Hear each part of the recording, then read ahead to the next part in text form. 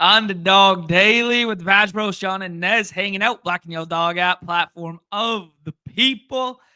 Good week. Great day ahead here. We got the sports Equinox. All four of the major sports contributing today here. And it's reflected in contest size on the site there, man. We got the winner take all, aka the chip check, aka the heat check, back for NBA tonight. We got a hockey slate. We got some World Series action, man. I see there's a 30%er in most people's pick'em lobbies for that one as well. And then we got Monday Night Football that we got Primetime Palooza to talk through. Great day to be drafting on the app.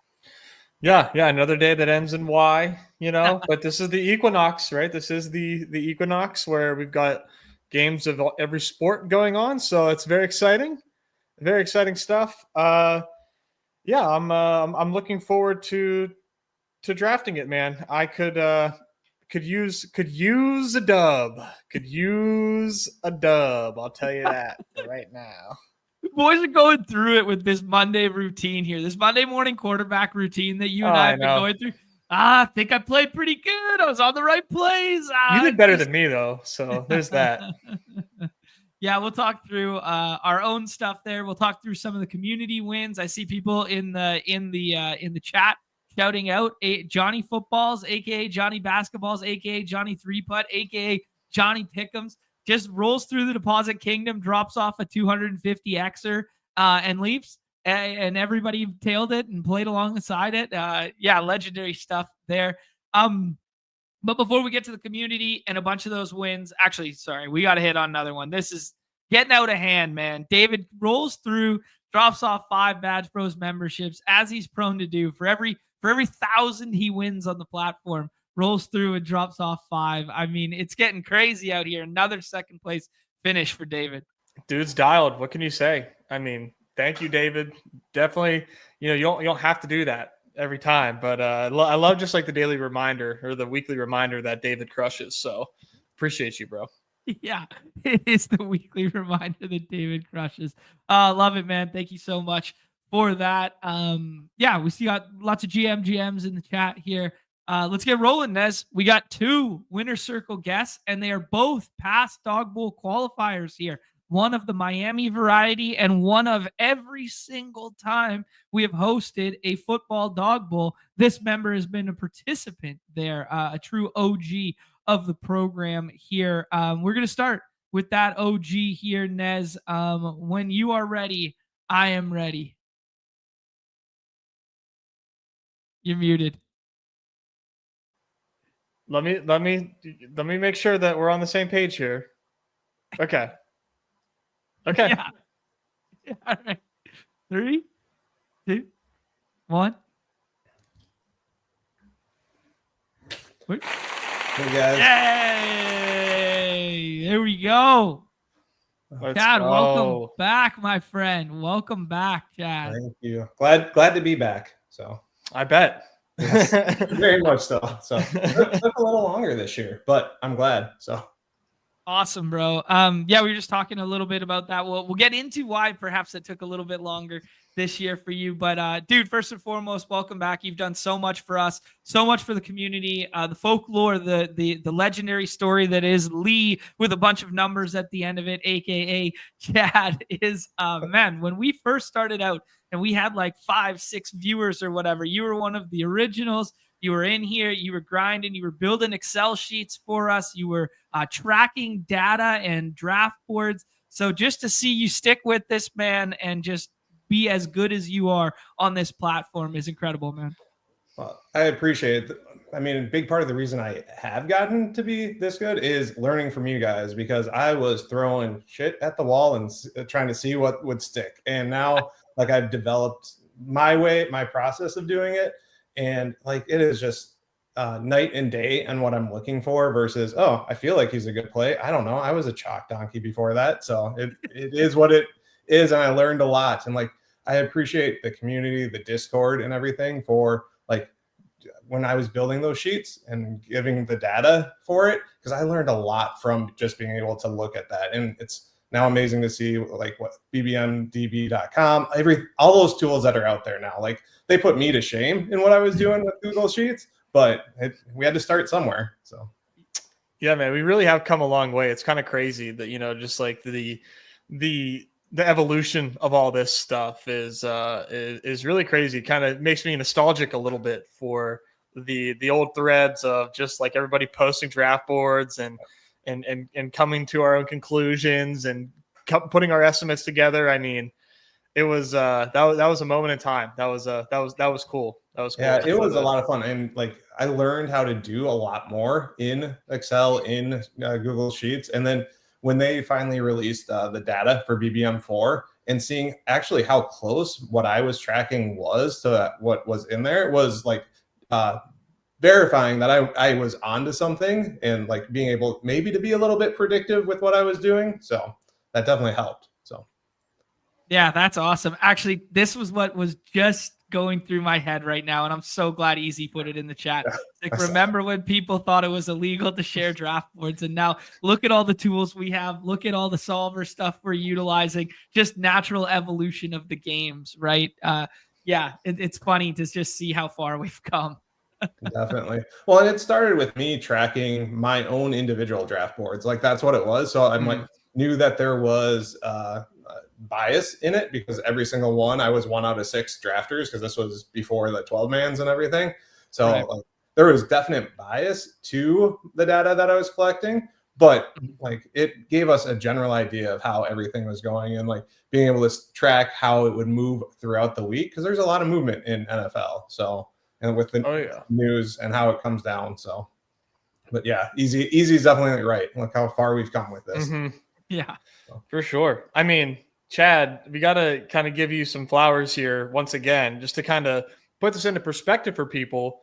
The only one, and there's only so many people that can hold this honor, the only person to have qualified for all 3 NFL Dawg Bowls. I mean, that's got to have some sense of pride in you. And I know you, like, not to kind of salt the wound, but like still kind of looking forward to a big dub. How are you thinking about your play style? Have you thought about week 14 yet? Have you thought about any changes you would make in the finals? I have not looked yet at week 14. I mean, last year I qualified week 1. So I was looking at week 14 the entire season and like trying to figure stuff out. And then when I doubled in 9, so I was going to be in all of the drafts. Like I wanted to be pretty spread out on my exposures, and even with that, I didn't hit a top 10. So like I'm really trying to think about how I want to go about doing it at the actual Dawg Bowl itself. It was interesting because I went there and like Nez, I think I've told you this because we've got our chat on the side, but like how I had written down on the plane ride down there that I wanted Justin Jefferson in the 1st, Darnold in the 3rd, and Addison in the 5th. And the very first draft, I got Jefferson. Or I'm sorry, the second draft, I got Jefferson. I saw in the first one, Darnold had pushed all the way to the 5th. So I tried to slide him to the 4th. Little did I know there was a Viking fan drafter right next to me, sniped me on him. And that if I had just taken him in the 3rd and stuck with it, I would have got it. So it's just one of those things. Like, I knew I had 9. I thought I had other shots at getting Jefferson, Darnold. Yep. At that point, I never got another shot at Jefferson just with the way the RNG went with him. So it's I don't know. It is going to depend on how many drafts you have. So it's a big difference to be in all 9 or not. But I think I learned my lesson. If there's something I want, I'm going to get it. Love it. Love it. Chad, let's talk about some of the process stuff that you've been implementing this season and how this season's been different, in particular, just with the fill rate of the contest, right? Like you had pointed out that like, this year it's filling so much faster than we were accustomed to. But how has that changed things for you as I bring up the contest itself? Yeah. So like the content I like to, I don't have enough time to synthesize it myself. So I'm relying on the YouTube shows like you guys, Pete, and then ETR content too with Establish the Show and Establish the Million. I know they're talking about it from a redacted perspective, but there are principles that I try to apply. And with the way it had been filling up until this, I couldn't get through all of it and actually be able to do that because the drafts were closed before Establish the Million even came out. So It was one of those things where sometimes those little changes, the edges at the end are like getting onto Troy Franklin here at the end. And this was when Brees was falling too. So this was probably Friday or Saturday that I drafted this one. So it's those, yes, ETR projection, bro. I incorporate that into my stuff. I've got my own value over replacement sheet that I'll just drop it in and then move stuff around a little bit based on how I feel about different plays. But yeah, just having that full week to actually get all the information is key for how I like to draft. I know that might not be the case for everyone, but this was the first week where I felt kind of had that opportunity. Didn't get any Sunday drafts in because it was closed by the time I woke up on Sunday. But yeah. Close to having all the information we needed because the Lamar news was out by then. I don't remember when the Tyrod news came out for Fields, but he just became an easy 1-for-1 swap. So yeah, right on, man. How many have you been firing each week? Have you been chasing that Dawg Bowl dream as usual? I have been chasing it. It's pretty much the only contest I've been going into, which is a terrible bankroll management strategy. But it's the white whale. I've got there the last 2 years, haven't placed where I wanted to while being there. And earlier this year too, company made some changes that I was working at. I had severance. I found another job really quickly. So I had some extra different bankroll that I kind of allocated, which is my best ball bags. I've got a lot more of those going. So I was just all I have time for right now is to chase the Dawg Bowl, and it is what it is. Whatever happens with the bankroll, let's go and see. And yeah, I've been in between 60 to 110, so pretty high volume that I'm throwing at it for sure. I don't think I have gotten over that. I've had intentions to. I had intentions this week to max, but it filled before I could. So. Right on, dude. Right on. Yeah, that's okay. Let's take one step back. Just I'm really curious from your angle. What is it that is Great White Whale about Dawg Bowl? Is it just it's the most pristine title on the site? It's the money. It's the experience. What is it for you that keeps drawing you back in, opposed to doing 150 in the BR every single week instead? The experience being there. Yeah. That is definitely what it comes down to. Miami was a lot of fun.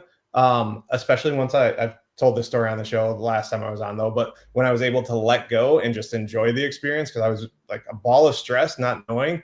And then Dallas was an awesome time. Wish it didn't rain during the draft party, but other than that, it was, yeah. Other than that, it was absolutely amazing. They put on a great event. And I hear even better things are in store this year. So I'm excited to see what they've got for us. So, but it's the event. It's prestigious. It's cool to come home with a trophy and all that. But yeah, and I really do think what you see week in and week out is the best drafters from the platform are on there. And you can see the difference between that ADP and in the BR. Granted, it's size of contest for sure. So there's going to be a difference with that, but just it's competing against some of the best every single time. Well said, man. Couldn't have said it better myself. Yeah, and we keep teasing because we're not allowed to share the formal package and whatever. I'm sure you'll be getting yours shortly when they go public with that. This is going to be top shelf. I mean, they just keep leveling up. Yeah, it was unfortunate the rain last year, but outside of that, everything was pretty top shelf there. They're outdoing themselves this year. This is going to be great, man. You're going to have a great time. We look forward to hanging out with you there. Let's talk about some of the plays here in the lineup. You talked about getting on the Troy Franklin one. This is a Bo Nix, Saquon Barkley, Breece Hall, Stephon Diggs, Troy Franklin, and then Dallas Goedert. So pairing the tight end and the running back from a game environment that a lot of people liked there, doing Breece as a one-off, and then the skinny stack with Bo Nix, who was, low-key the afternoon chalk kind of thing. Yeah, and I've done the running back tight end before and gotten there. My very first time, it was Breece and Conklin back on the Jets. So, I'm not afraid of that correlation and what might be negative correlation. It's just play the best plays with it. Goddard obviously became a lot better play once AJ Brown got ruled out. this had to have been before that because I would imagine looking at this, he's my 5th round pick here. Pick 54. Yeah. So I mean, that is just getting some nice CLV when I must have done this one on either Thursday or Friday. I think I said Friday or Saturday before, but it had to have been before that AJ Brown out came out when it was still being reported up. He's likely to play. So Goddard, I mean, definitely steamed up after that. So, and I actually ran really, really hot at the 1.01. I had about 14% JT, and it didn't matter a lick because Barkley, Brees, and Cook were needed, and they were all on the other side of the board, and you had to be able to pair those guys. So, I mean, running super hot on the 1.01 felt really good. He played awesome, but it did not matter in the slightest. So, good point. Yeah. And that's one of the other things I like about the 12-man drafts. Like in the 6-man, you probably had to have you could have mixed and matched it, right? But you JT would have been definitely nice to have. I honestly don't even know that I've seen the BR results for this week to know if he was on the winner or not. But like in the 12-mans, it didn't matter at all because it was pairing those running back combinations with Cook and Brees or Saquon and Brees. There was probably little Barkley and Cook out there. So, but yeah, absolutely, man. Yeah, well done, well articulated here. I think this is a sharp point from Davis in the chat too. That do you think about the archetype of pairing that tight end plus running back, where it's like that running back is one that can get home in like one play. It's not like the volume merchant archetype, so it pairs better with someone like Goddard, or is it just kind of like happenstance that you liked the game environment? I just like the game, and it varies week to week. Sometimes with the tight end, I'm just looking for someone who's not going to put up a donut on there. So I don't mind if they are together. And that was kind of the Conklin play back then. He only put up 9 that week, but it was enough to get home with it. Obviously on National Tight End Week, that wouldn't get home. But it depends week to week. And here I got there with an 8 from Diggs. Like, it's just like there's just so many different ways to do it. So, but if you swap like Diggs for Pittman, I could still take a tight end who didn't really do much on there. And the thesis kind of remains. So, yeah. Well said, man. It just varies. Sorry, go ahead. No, you're good. You're good. I was just going to ask one last question here. Just the Bo Nix, the skinny stack you talked about getting on Troy Franklin a little bit later in the week there. Was that like a big part of your portfolio, the Bo Nix stuff? Or was it just happenstance that you got this stack in here?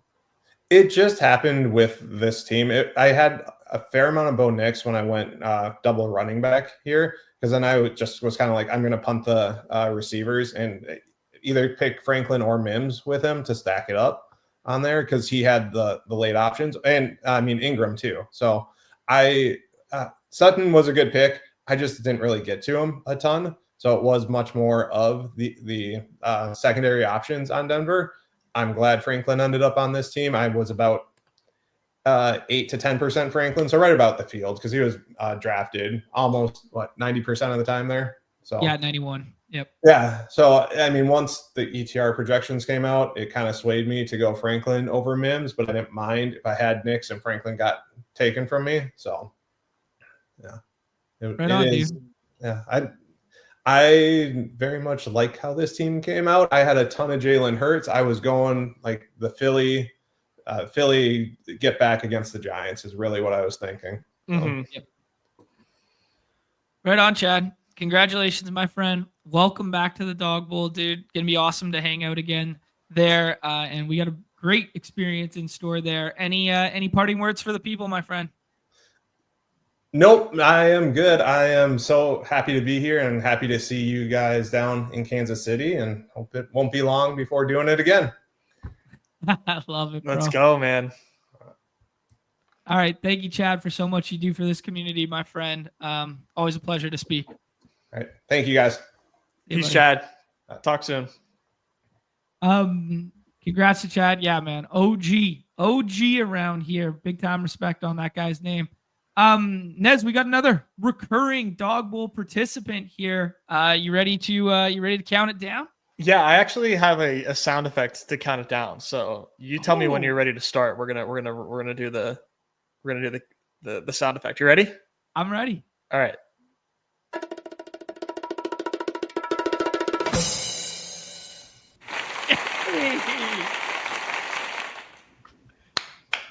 Welcome back to the program. Mike, what's good, my friend? Welcome back to the Dawg Bowl, an OG Dawg Bowl 1 in Miami participant, and the first recipient of the brand new drum roll. What do you think I about love that? it. It's You an like awesome that? touch, guys. Yeah.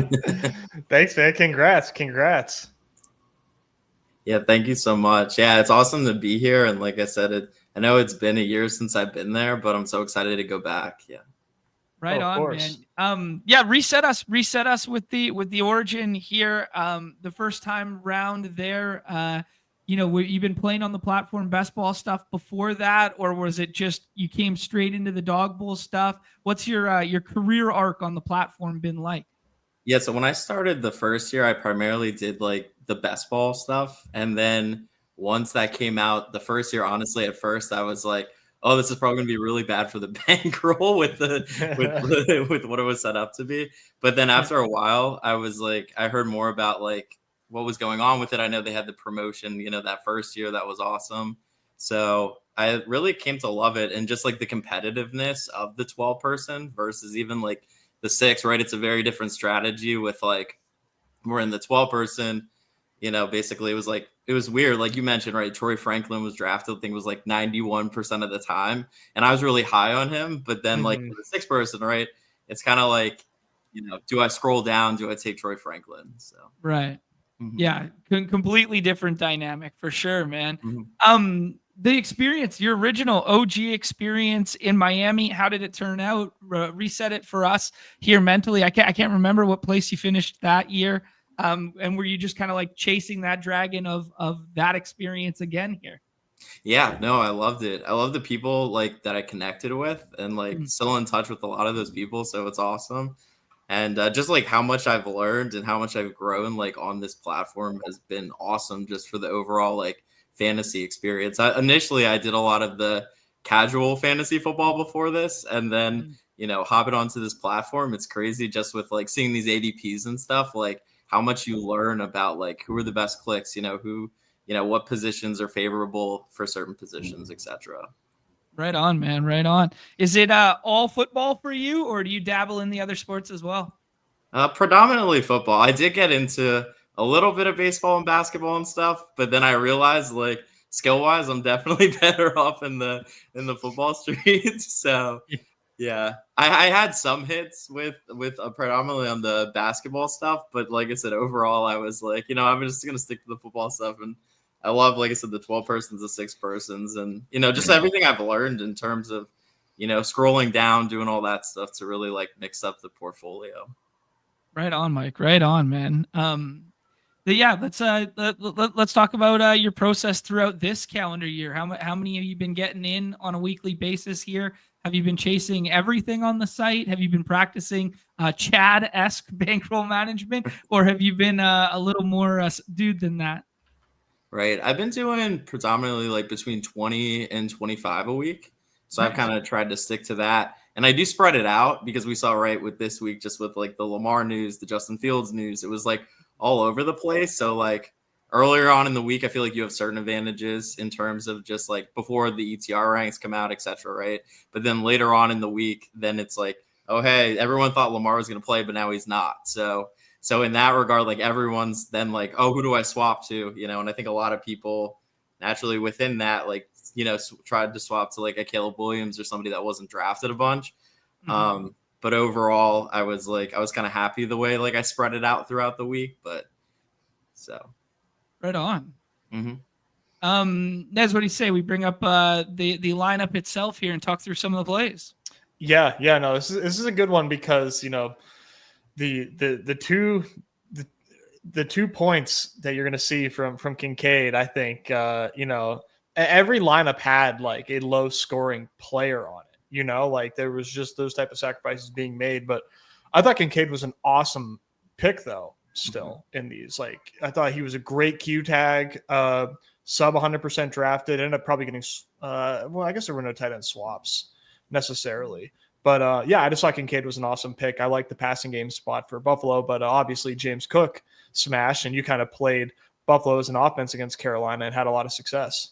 Yeah, honestly, when I first saw the lineup going into the afternoon, because I already knew, right, that Kincaid got the 2 points, I was kind of like writing this team off in a way where I was like, oh, he only got 2 points. So like, I knew the other like the players smashed and stuff. But then there was actually like another team. I think it ended up finishing 15th in the Dawg Bowl that I had, where I had DK from Tennessee as like my last play. And basically with that one, I had Goddard on that team. So I felt better about like where I was at with that team. But then it was so frustrating watching like the Tennessee offense just try to like orchestrate anything. Where like initially, right, you see DK get like those first catches, you get all excited. And I'm like, oh, he's only drafted like 1% of the time. Wow. But it was funny. Like I was totally all in on that team, and I didn't even check it during the 4:00 slate. And then I totally forgot about this team. And then I saw like I was stunned when I saw like I was like, oh, this is the team that got there, not that other team that finished 15th. So this is crazy because you effectively, like, I can imagine looking at this team like going into the afternoon and being like, wow, I effectively drafted the nuts in 3 out of 4 spots. And man, am I such a fucking idiot for not just clicking any other tight end on planet Earth right now. I'd have a stranglehold on this thing. And I'm glad it still got home for you because those first selections there, that Cook, the Breece Hall and Pittman one, I mean, those were effectively the highest scorers from the morning, right? Mm-hmm. Oh, unreal, dude. Yeah, this is a theme here. This Bo Nix to Troy Franklin, skinny stack. Troy Franklin did he end up being the highest scoring wide receiver on the slate? I think so. I think so. Yeah. Like, yeah, I haven't seen anybody honestly come close when I've checked scores. Yeah. I don't know. Yeah, I could be wrong. Crazy thought, man. 2 of the highest scoring wide receivers, I believe, on this. Yeah. Was this a staple of your portfolio, Mike? Were you trying to get that skinny stack in your life? How'd you allot your 20 to 25 bullets this week? Yeah, I was aggressively after Troy Franklin, predominantly just because like Marvin Mims, I know is more of a gadgety guy, right? And his production can vary so much like week to week. So I was like, I don't want to have that as my last round pick, but I like the Troy Franklin usage. And I kind of went with the theme where it's like attack that Dallas defense. Anytime you see the star, attack it. So I was very aggressive with the fact that he was in a really good spot, and I thought it was definitely an eruption spot. And he was going in the last round pretty much all the time. And I think a lot of people saw it similarly. Ironically, on that DK team that finished 15th, I was also trying for Troy Franklin on that team. And if I would have landed Troy Franklin on that team, I think it would have turned out pretty decent too. So that's crazy that that turned out that way. So yeah, you sick bastard with this DK 1.39%, 12.9 points. I love that, dude. This lineup, I mean, I'm feeling all the feelings with both these lineups, but this lineup really gets it moving. Yeah. I wish I would have. I was torn between like in that range, right? Because I was setting up for Drake May. That's why I took Diggs initially. But I love Pittman this week in general in that spot. So I was like, oh, man, if only I would have taken Pittman on this team, too, I would have felt good about where it could have landed. So, wow, man. Yeah, I really like what you brought up about the Franklin thing. We've talked about it on the program a couple times now, Nez and I. And we talked about it in particular on the Primetime Palooza slate, that the perception of what people thought Marvin Mims was to like last year is actually what Troy Franklin this year is. And their roles have kind of like shifted where, he was the low A dot and now one's the field stretcher. And now it's funny to like know that you're so deep in the weeds, hand in the dirt there, that you knew what was good with that. Mm-hmm. Right yeah, and the fact that I took DK too, who was like 1% drafted also. I was just kind of looking at the trends of where the utilization was going with these guys. And obviously with Ridley out, I saw an opportunity there as well. So right on. Mike, where are you from, dude? Have you been to KC before? I have never been to KC. I'm from like Bethlehem, PA, but I'm currently like in the Philadelphia area. Right on, dude. Yep. Nice. Well, so it'll be fun showing you a great time, dude. Yeah, no, it'll be fun to see KC. That's part of what I love about these too, is just like being able to check out different cities. Like I said, it was also my first time in Miami when I went there. So just the opportunities to like, you know, even outside, like I think Chad was alluding to it too, just in terms of like, you know, enjoy the experience. It goes by really quickly. And I think like, especially like the night before and everything, just like, you know, live it up a little bit. Definitely have a good time because, you know, it goes by quick. And, you know, you want to game plan a lot, you know, the week before and even during it, but you don't want it to like consummate everything you're doing. So. Well said, dude. You said you had some connections from that first Miami trip, like people you still talk to and whatnot. Who was it that you met at the first Dawg Bowl that you're still in contact with talking ball? Just a lot of the other people who were like at the Dawg Bowl itself. I think I was able to like really like just connect with them, you know, exchange numbers, etc. And I think a lot of it for me became like just like the networking aspect of it too, and just getting to be able to get to know everybody and, you know, connect with people who are really smart, you know, in different ways. I think a lot of this game, right, is centered around like thinking outside the box, right? Like I think how many like Cortland Sutton, like I said, Bo Nix stacks do we see this week? But then it's like trying to think outside the box a little bit and think differently about these perspectives, especially in the 12 persons, I think is really important. So. Awesome, Mike. Great stuff, man. Any parting words for the people, man? We appreciate you taking the time to come on today. Look forward to hanging in Kansas City, man. Yeah, no, just super thankful for, you know, just the opportunity and everything. I'm super excited about going down to Kansas City. And, you know, thank you guys for all your content and everything you do as well. Awesome, bro. Yeah, appreciate that, man. Sick work this week, dude. 2 shots like this, that close. Obviously, I know. I was really hoping to punch 2 with that second one, and then I was like, "Oh, dude, you got it so close with some like one player here or there on that lineup, and a lot of it was just snipes." So. Yeah, you got to think greedy like that. I love it. I love it, dude. So, no, congrats, man. We're gonna have a ton of fun in KC, and good luck with the rest of your shots if you're gonna keep trying. Sounds good. All right, thank you guys. See you, Mike. Yep, see you guys. Awesome stuff, man. 2 down to earth, amazing members of the community, kind of evergreen out here with these winner circles this season, Nez, where it's just like, man, hit after hit with good people in the community. Yeah, love to see it, man. Love to see it. Great examples of our audience, which make us look better than we are, truly. Well said.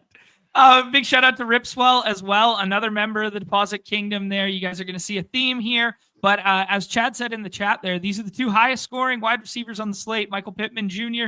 and Troy Franklin paired together there with the Bo Nix skinny. And then some combination of Saquon or Hall or Cook or Hall was kind of what you needed at the front end there. And then a couple more points was the separator at the tight end position there with Cade Otton. Just interesting to note that only one of the 3 had Dallas Goedert on it. That extra 10 points was made up in other positions in some of the other lineups. So just, I don't know. I keep thinking through the dynamic of the 12 persons of like, you know, almost every lineup we've seen over the last couple of weeks there, Nez, has had a quote unquote clunker of a score, but it gets home, you know, through another avenue.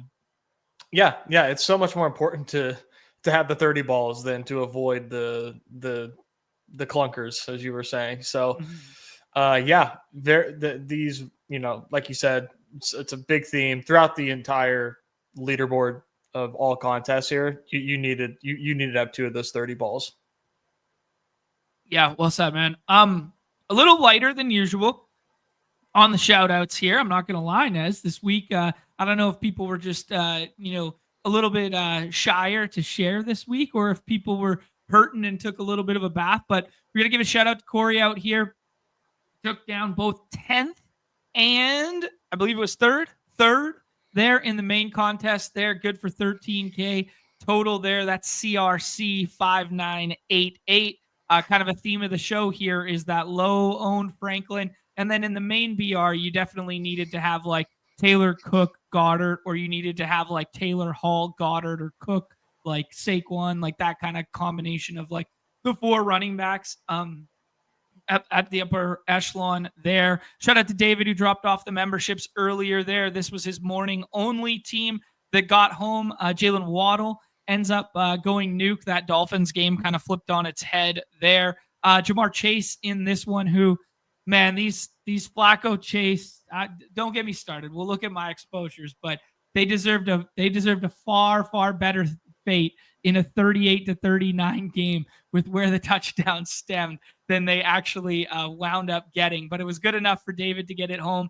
in the morning. And then we can go ahead and look at DeBomb here for a half second, because our guy made an appearance on the After Dark show with Pete there, GSD for there, the man behind the solver, or one of the men behind the solver there, just bringing some sweet, sweet tools, back-to-back shippages of DeBomb. So truly profound there. As we keep talking about the wide receiver scores, we're not big separators this week. You just needed to fade kind of the dud ones in the middle there. And then the main BR here, I'm not even going to try. What do you think, Nez? MK runs Sufu, whatever that could perhaps mean. MK runs Sufu. He did it. Didn't even need Troy Franklin. No, yeah. Yeah, didn't need it. The swap was huge here. This was early in the week. Jalen Hurts double stack here to AJ Brown, and then swapped into Michael Pittman Jr., who ended up being the second highest scoring wide receiver on the slate. And yeah, kind of like theme of the show, as you alluded to, you didn't need the highest scoring wide receiver on the slate. You just needed non-duds in your lineup, basically. And there were a lot of duds in the middle range, middle tier of wide receiver. You needed to just swap away from that effectively. Yeah. Great stuff here from MK. Yeah, dude, the running back chalk is just on another level this year. Yeah. Plays have been so strong.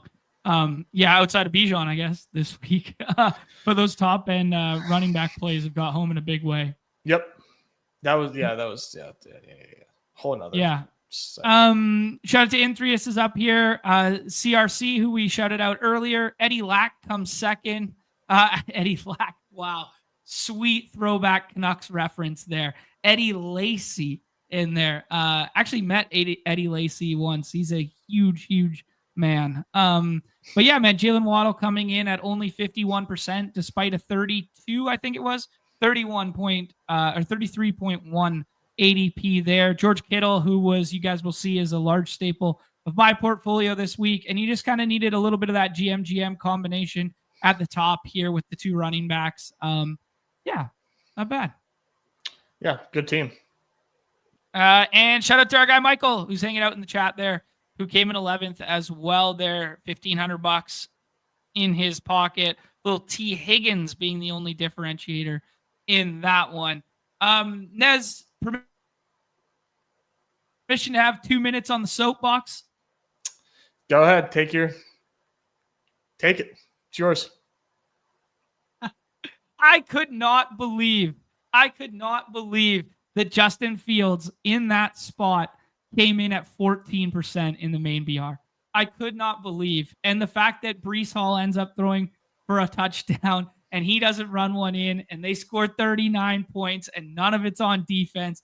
I was tilting my ass off. Not actually, but like I slammed that game. I played the shit out of Saquon and I slammed the shit out of Fields. Jamar Chase, if you guys look at the usage tracking stuff, Hayden posted a chart today of all the wide receiver usage from the weekend. And it's literally a cluster this big of everyone. And then Jamar Chase in outer space over here. I thought I played so effing well this week, and I thought I deserved a way better fate. I'm done. That's it. I'm done. Extremely sharp play with Fields, man. That was you really did deserve better. You deserve so much better. 31% Fields at that ownership. It was like so sharp, man. That was really well done. It just didn't matter at all. Fucking Bo Nix in the afternoon. Classic. Yeah. Bo Nix in the afternoon. Yeah. No, I can't blame you, dude. I can't blame you.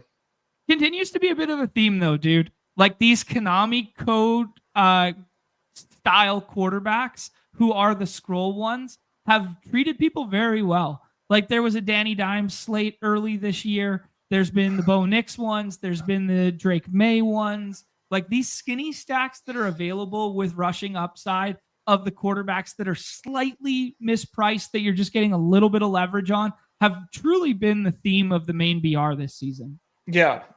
I mean, and Bo Nix didn't even need to. I don't think he had a single rushing yard this week, but like just the Dallas defense just being so vulnerable as it was, helping him get home, of course. And really, QB didn't even separate. Bo Nix wasn't in the winning bomb lineup. He wasn't in the winning BR lineup, but he obviously like got Troy Franklin across the finish line and whatnot. But yeah, man, just not a very well played week from your boy personally. Split the JT Bijan difference, and that was unfortunate. Took a lot of Mooney on Sunday when we got the London news, because I thought the ownership was going to be great for what he was projecting for.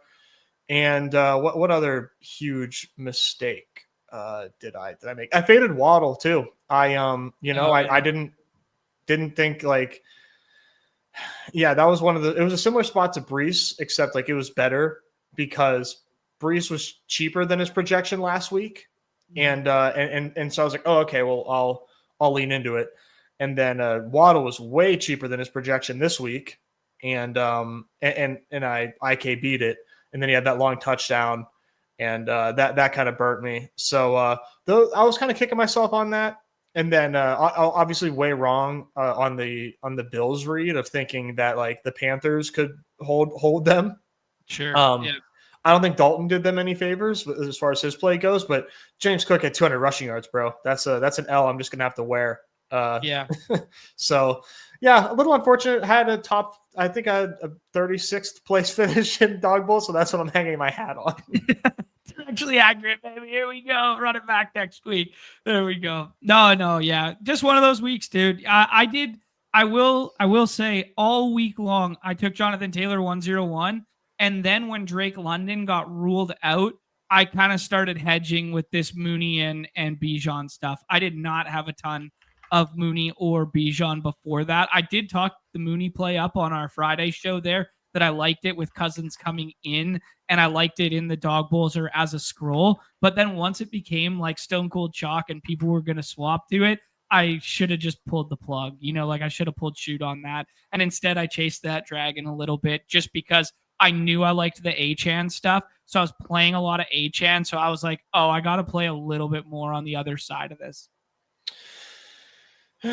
Yeah, no, I get where you're coming from on there. I think that my biggest regret, though, I think is not having more Troy Franklin, being a Troy Franklin guy, liking the spot. I had like, what did I have? I had like none. 10 shares, I think, in Dawg Bowl. So like, that was like good for like 15%. So I was on it in Dawg Bowl, but like not enough of like what it needed to be.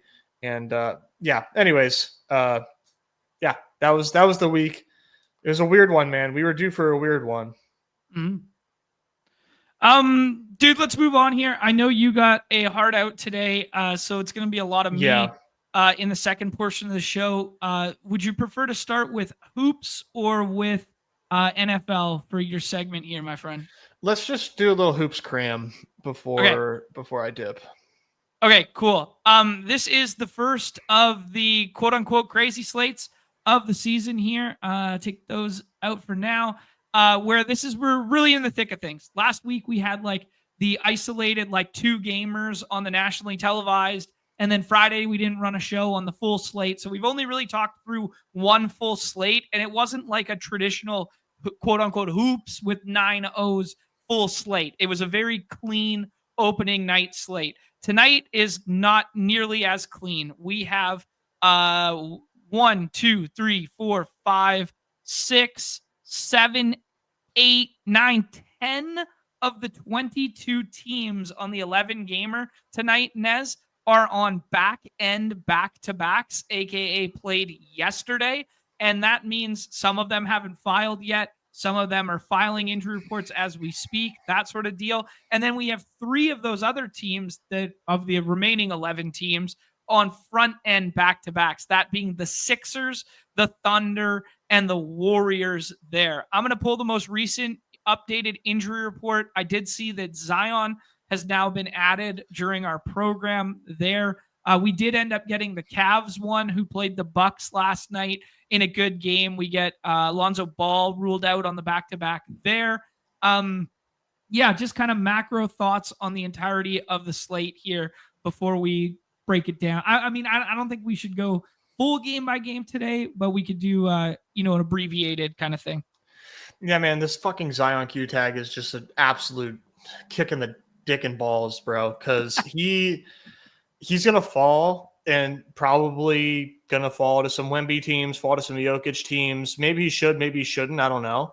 But bro, it's so annoying because like this is like such a smash spot for Zion. And if he does play, he's gonna be like, I think, super optimal based on where he's gonna fall and the combos that he's gonna get. Yeah, so like I got to really think about like what to do with him because you got to dock him because everybody else is going to dock him, whether on purpose or because out of fear, depending on who you're in a room with. He's going to be docked, and like this spot for Zion is crazy, man. Like Boston, this new 2025-26 Boston team has no answer for somebody like Zion. Absolutely none in the inside, and he was going to probably. Like he's gonna go crazy. So I'm just like so fucking annoyed by this Q tag. And it's just peak hoops, man. We're so back. Not even skinny Zion can save us from a midday fucking Q tag. Zion's role's actually been pretty crazy too to start the season. I've watched a little bit of that stuff with the game with Yizmisi out there, and he started at the 5. He started at the 4 the first night. Then the second game, he started at the 5, and he's skinny Zion at the 5, but he's also got a little bit of a handling role because they're so thin across the board elsewhere. Like he's such a fun player right now, and he's been north of 35 minutes in 2 out of the 3 games, right? So it's it's pretty cool. It's like it would have been cool. It would have been cool. It would have been so cool. So now you really got to be you really got to watch this. And what's there's on the other side of the game, dude, we've got Jaylen Brown off of back-to-back with an injury as well. Yeah, hamstring designation, I believe. Yep. So like this could get weird where like maybe they do like the you sit I sit type of deal. That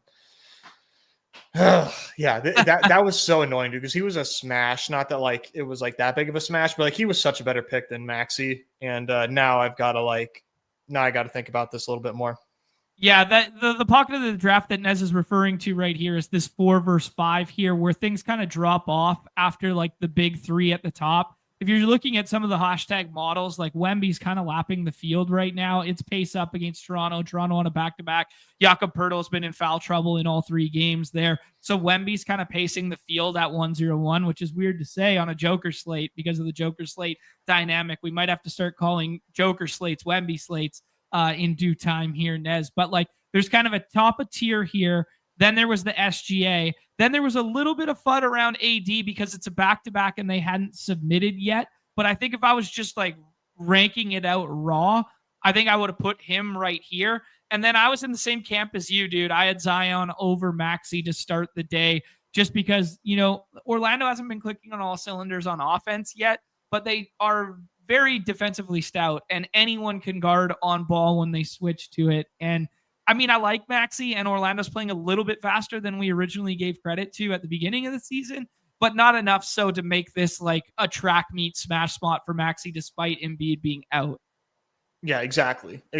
So Zion matchup and AD being AD still, and now he has both centers doubtful for this game. It's still AD over Maxey for me. So that's like the biggest story is this late Zion Q tag.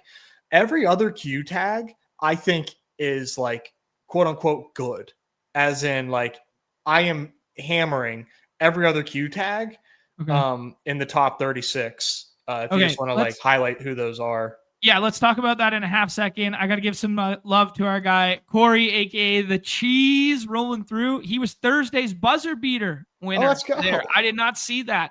My bad, my friend. We just I did the main slate only on Thursday.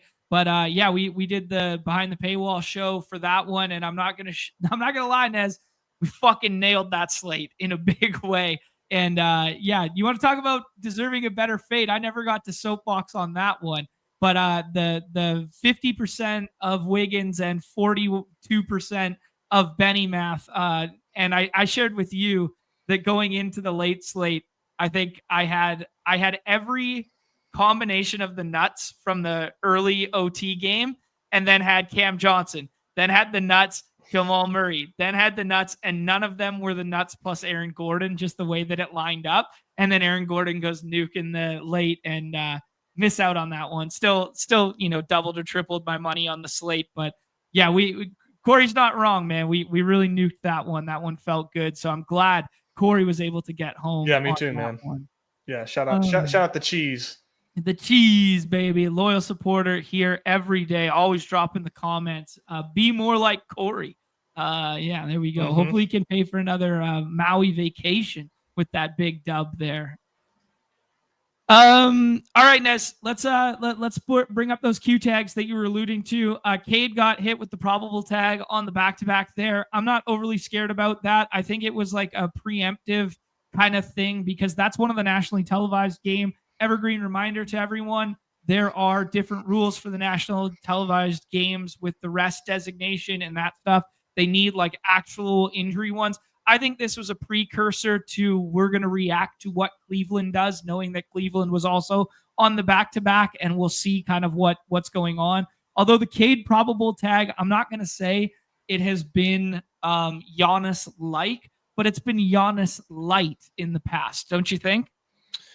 Yeah, I think you could call it that. Yeah, like just it's a Windhurst. It's a okay. There's something here. Yeah, I mean, I'm still absolutely jamming Cade, but okay. Yeah. Okay, sounds good, dude. Let's talk about those other Q tags. So first and foremost, I took the Zion one off the screen there, but we all talked about that one. There's the Jaylen Brown one. There's the Chet. There's the Giddey. There was the Anthony Edwards one previously. He only played 3 minutes last night, left the game, did not return. Oh my God, I can't believe I like stuttering over the word return. Did not return to that one after like the 4 minutes that he played there. He's going to be reevaluated in 2 weeks, was the Shams report this morning, Nez? Yeah. Yeah, 2 weeks for hamstring ailment there.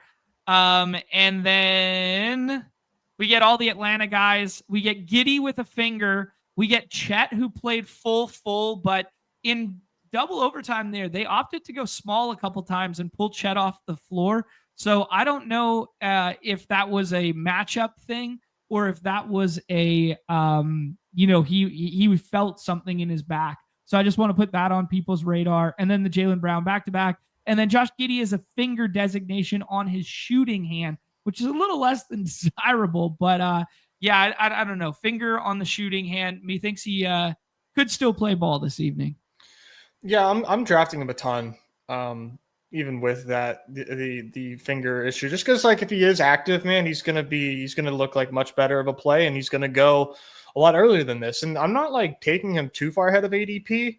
Usually, like maybe I'll take him at the 4 or 5 turn if he's there. But like that's like he's just always there in a spot where like he's a good pick here. So like I take him a ton. Can't really get off him. And I think it's such a deep slate that I do not care if I have to swap Josh Giddey.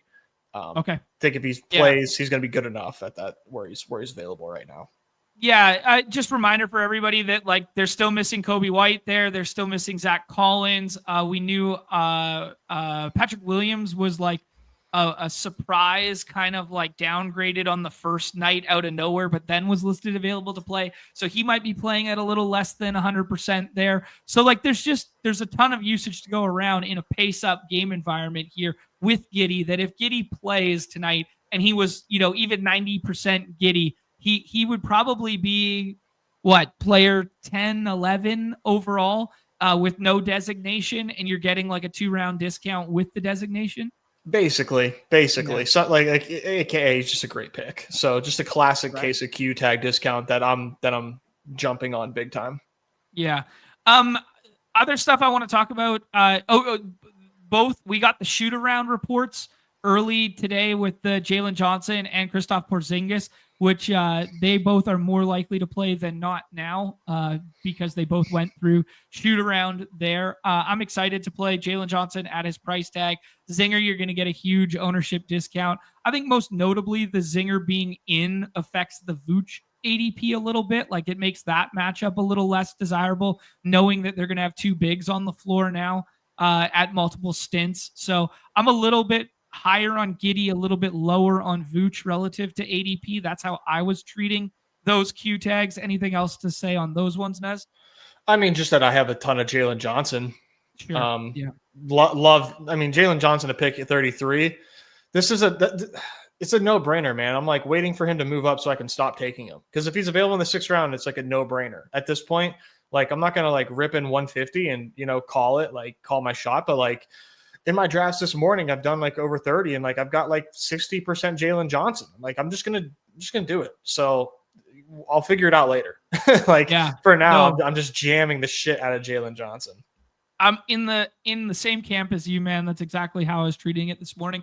There were definitely some scrolls that I liked today, but like they're almost all contingent based, right? Like I did a little bit of Trey Murphy before the Zion Q tag just because of the Yizmisi situation, and they need handling and they need whatever. So I was doing like a little bit of like stuff like that, but it's nothing I feel like great about, like you could do like a Peyton Pritchard or something, but like it's not a good matchup for him, like he could start and ice 7 threes, but I don't know, it's still kind of just a contingent play off of JB, and maybe you're better off just getting there on a swap. And yeah, it's weird because the back end plays that you're talking yourself into, like I really wanted to click on Amen Thompson a whole lot, but I don't really like the matchup. And if they play small this evening, which they could do against the Nets, like that brings Reed Shepherd into the lineup. And if you guys have been watching the games at all for the Rockets, when Reed Shepherd comes on the floor, and Amen has almost always been coming off the floor, but if he does happen to stay out there, he plays off ball. And I don't really want off ball Amen. I want on ball Amen if I'm playing him, right? So there's just like all these little like wrinkles to the back end picks that it's just like, yeah, I'm just clicking the Jalen Johnson Q tag because he's going to project way better than this, right? Yeah. Amen does look good based on like what we know about Amen and what he's projected for, but new look Houston team, and like you said, it's just fragile, right? His floor is just not very appealing right now. So because it's so low. My offer for a scroll on today is Lauri Markkanen against the Suns. Just nowhere to be found in drafts at the moment. And we are, geez, man, how full is the main at this point? 30. It's 53% full. Holy shit, man! I'm gonna have to get some more drafts in on my way to this destination for these because I'm about to leave in literally a minute. Yeah, dude, 50% full is the contest, and Lauri Markkanen's nowhere to be found in ADP. He might finish. I mean, here's the problem: is he's going to be like an uber popular swap, I think, by the time lock hits. But as far as being drafted goes, like he's not being drafted. He's not being drafted at all. And let me tell you, dude, the Suns suck. They stink. And Lauri Markkanen is getting some good work. They're gonna stink even more if Dylan Brooks sits too. Dylan Brooks has the Q tag, right? And he would be kind of like, I'm not 100% sure he'd be the Lauri guy, but I think he would be.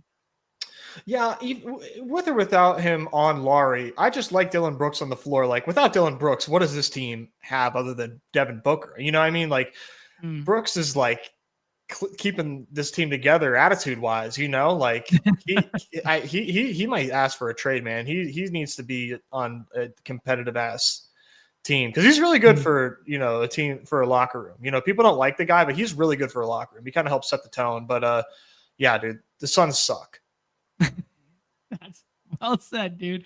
Nez, anything else of the scroll variety that you would be getting to this evening? Like Lakers on the back-to-back, everybody wants to jam Austin Reeves. Do you like getting to Ayton more than the field? Do you like playing any other auxiliary Laker? I'm playing a lot of Ayton, and then the last scroll that I'll offer that's deep is a Drew Holiday. Okay. Yeah, just like lead handling role for the Pacers or for the Portland there. Yeah, man. This is a good spot against this like current setup of the Lakers right now. Like just not very strong defensively for my money. And Drew, this is like old school Drew Holiday. Like this is like a Drew Holiday with an offensive role again, which like we're used to Drew Holiday putting up like 20 fantasy points a game, and now with this Portland team, he's like way more involved offensively. So I like him as like a really deep scroll that no one's getting to, and just like kind of playing this before people catch on that, oh yeah, like Drew Holiday is actually like doing fantasy relevant things now again, because he wasn't in Boston. I took Klingon a couple times this morning. Do you like him more than Klingon? Kinda. Okay. Yeah, Klingon. I'd like to see Klingon get more minutes. Yeah. Little 8 and revenge game against Klingon tonight. Shaden Sharp leads that team in usage rate right now. So I did Sharp once or twice, and I played a decent amount of Sharp yesterday that didn't age well. Jeremy Grant's been doing a lot off the bench, like big time nice off the bench. Outside of yesterday's performance was a tick down kind of thing. So I see it. I like this shout. Just one I hadn't experimented with there. The models will tell you to play some Castle. Models will tell you, Jared Allen's always underpriced, like relative to the way in which he'll project. Trey Jones would be like a popular swap for people if we get no Giddy. I don't know. IQ, man, it's weird. BI leads that team in usage right now.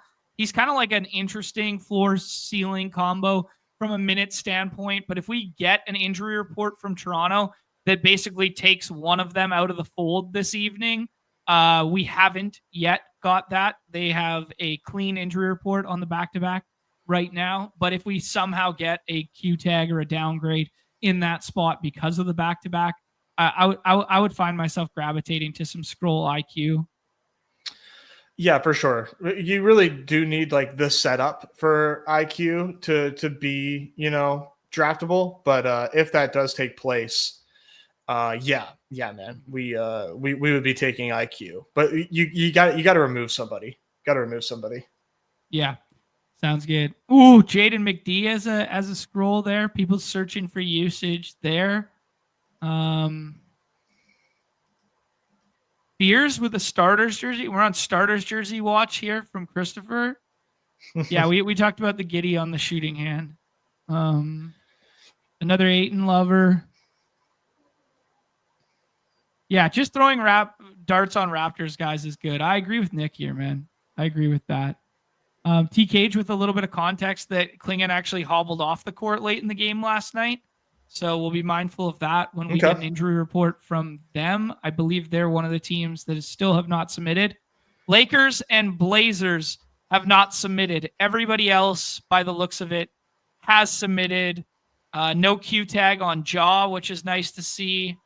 Obviously, Ant Edwards already ruled out. Would you consider like guys that are going to be stone cold chalk on redacted are going to be like Dante DiVincenzo and stuff like that? Is that too deep for us here? Is it just kind of Randall or bust? Can you play Gobert and hope some scoring returns because Ant isn't available? I think Gobert is more of like a good scroll than Dante. Like Dante, of course, can like go nuts, but it just doesn't seem, likely. But I think if Dante was given like the Omega green light, perhaps. But I kind of like Gobert as a scroll option more because, you could see Gobert scoring more. He has the stock upside if you were to give me the option between the two. Okay. Last scroll, you already mentioned it, but just one more time for just the Pelicans in general, man. Trey Murphy and Jordan Poole. Maybe you want to wait for Zion news for the Poole scroll. Trey Murphy's a good pick with or without Zion at 35-2. But if Zion's out, I love Jordan Poole tonight. So. Like it, man. I respect it. Chris coming in with the Bona night here with no Embiid this evening. I mean, and Barlow's out too. This is the time of day that I would normally drop the Andre Drummond GIF in the redacted chat in the Deposit Kingdom there. I think he might be getting a little long in the tooth and not going to get the start this evening. So if Bona gets the start tonight, that feels like a decent one. Yeah, for sure. All right. Good luck, you guys. I'm going to bounce. Only other thing I'll say is I was fading KD at ADP before it was cool. That's the last thing I'll say. Okay. Sounds good. Good luck. Good luck, my friend. Peace out. Yeah, thank you. I appreciate it. All right, guys. We'll keep pushing here. Yeah, like Edgecombe is a guy that the models aren't going to like. The models don't like KD today, regardless of where you look. Yeah, so just guys to think about there. Jake Laravia. That's a fucking scroll from Ricky Beers here. Getting some Jake Laravia once Reeves gets the Q tag. I mean, Reeves balled the F out last night, outscored Giannis. He's projecting better than ADP 10, but you got to be mindful of the combinations, right? Because he's going to exist with like Wemby teams and stuff like that from last night. Because when the slate dropped last night, Reeves hadn't gotten, 81 fantasy points yet. People were not familiar with Yo game kind of vibes from him. But 51 real life basketball points last night against the Kings, almost a triple double there, a couple stocks to go alongside it. Highest scorer on last night's slate. Monster scores from him, Melo, and Giannis on last night's slate. 81, 80, and 78, something like that. We could take a look at the results from last night. I ended up getting 35 in there, basically broke even on this one. MRV 510. Congratulations, last night's win there. There's the Jrue Holiday that Nez was talking about. How it was only drafted 74%. I played more of the Grant and Sharp stuff. Holiday had the better of the games. As you guys could see, pretty consistent in the box score there. Minutes look pretty strong there. Not the highest usage rate guy in the world, but definitely a good contrarian scroll on a 6-person last night. And then pushing up Norm Powell into the fifth round there when he was normally going on the right-hand side of the board. Was pretty sharp here. You get this contrarian, start, and then you get Norm Powell on the left side of the board instead of on the right, who pushed up later in the day. And then a contrarian scroll to Jrue Holiday. Love it. Beautiful stuff there. My best team, Reeves, Giannis, and not much cooking there. All right. I think we can rip a couple drafts. Obviously not as thorough a breakdown as usual. We can take a little look at the Unabated platform real quick here, just for any of the game by game nuggets. Bring up the news tab as well. We got Derek Lively doubtful this evening, and Daniel Gafford, who did not play last night. That makes them real thin at the 5. Like, they basically never play Dwight Powell, good Canadian kid. He basically never gets minutes. So let's take a look at what Dallas could potentially. Brennan Williams with a Q tag as well, which, he mattered a little bit at times last year. Obviously, Exum and Kyrie are still out there. Man, that Dallas team. I like AD a lot now. I mean, just in general. I liked him before, but what do you got? D'Lo was getting shots up last night. Cooper Flag, Clay, Christie got a lot of burn last night. Najee and PJ. If Lively and Gafford sit tonight, AD probably moves to the 5, right? Because you basically just have two-way guys and Dwight Powell, who they never play. Yeah, you're going to see pretty thin. Man, that's AD and Cooper Flag would look pretty nice. That rotation's going to be quite thin this evening. Just look at some of the game totals, guys. Like in general, these Raptors spots have been pretty nice so far. It's really hard to pinpoint the usage split of the Raptors on a night-to-night basis. But as Nick alluded to in the chat, like chasing one Raptor, like they effectively have 4.5 All-Stars on that starting lineup. They're going to be more fun to play when guys are sitting. But yeah, there's that. Celtics spot. People are going to get really excited if we get JB ruled out to jam Derek White and to jam Peyton Pritchard. I mean, one of them's getting the Trey Murphy treatment, and the Herb Jones treatment, right? And then the other one's getting Trey. So it's like, I don't really want the on-ball matchup versus Herb that much tonight. So I was kind of soft fading JB because I thought, like, he came into the slate yesterday with a Q tag designation for the hamstring, like nothing new, just something he's been dealing with. So I'm kind of soft fading the Boston swaps, I think, as of right now. Bulls and Hawks, highest total on the slate there, pace up environment, and they both could be a little bit thinner than usual. That looks like the most attractive spot to me. Rockets have a potential for a blowout spot, which had me soft fading Sengun and soft fading Kevin Durant. I would take them when they fall a little bit, but I had them both below ADP, just like 16-point favorites against a Nets team that, like, you don't really need all the size in the world, and you have all the size in the world against them. Yeah. Dylan Harper, too deep a scroll. I think it's too far for our site, but I get it. People are excited to play it on Redacted. He'll be stone cold chalk. I think there's probably better, but if you showed up with it, I wouldn't kill you. Like, I'd be like, oh, okay, I get it. I get why you got there, because he'll be popping on like as a spend down spot on like other things. But like you guys have to remember, the biggest difference between like our site and the other sites is like we have infinite salary if you can pair the players together, right? So like there's no reason to go full like crazy spend down like that when you can have a player who's going to have similar usage, who's better, who projects better for like, 5,000 more in parentheses, right? Like you can have Larry Markkinen in the last round. Like you don't have to have him in the last round kind of deal. Yeah, just looking through some of the spots. I mean, OKC remains crazy thin. Obviously, they're still favorites in that ball game. But yeah, they're thin this evening. I mean, and just if they wind up with no Chet, I think Chet's gonna go tonight just for what it's worth. But like, I don't know. You might see another Aaron Wiggins start. You might see another AJ Mitchell, who's been crazy usage monster as well, like play their way into relevancy on a slate. It's 11 gamers, so you might not have to get there as well. But yeah.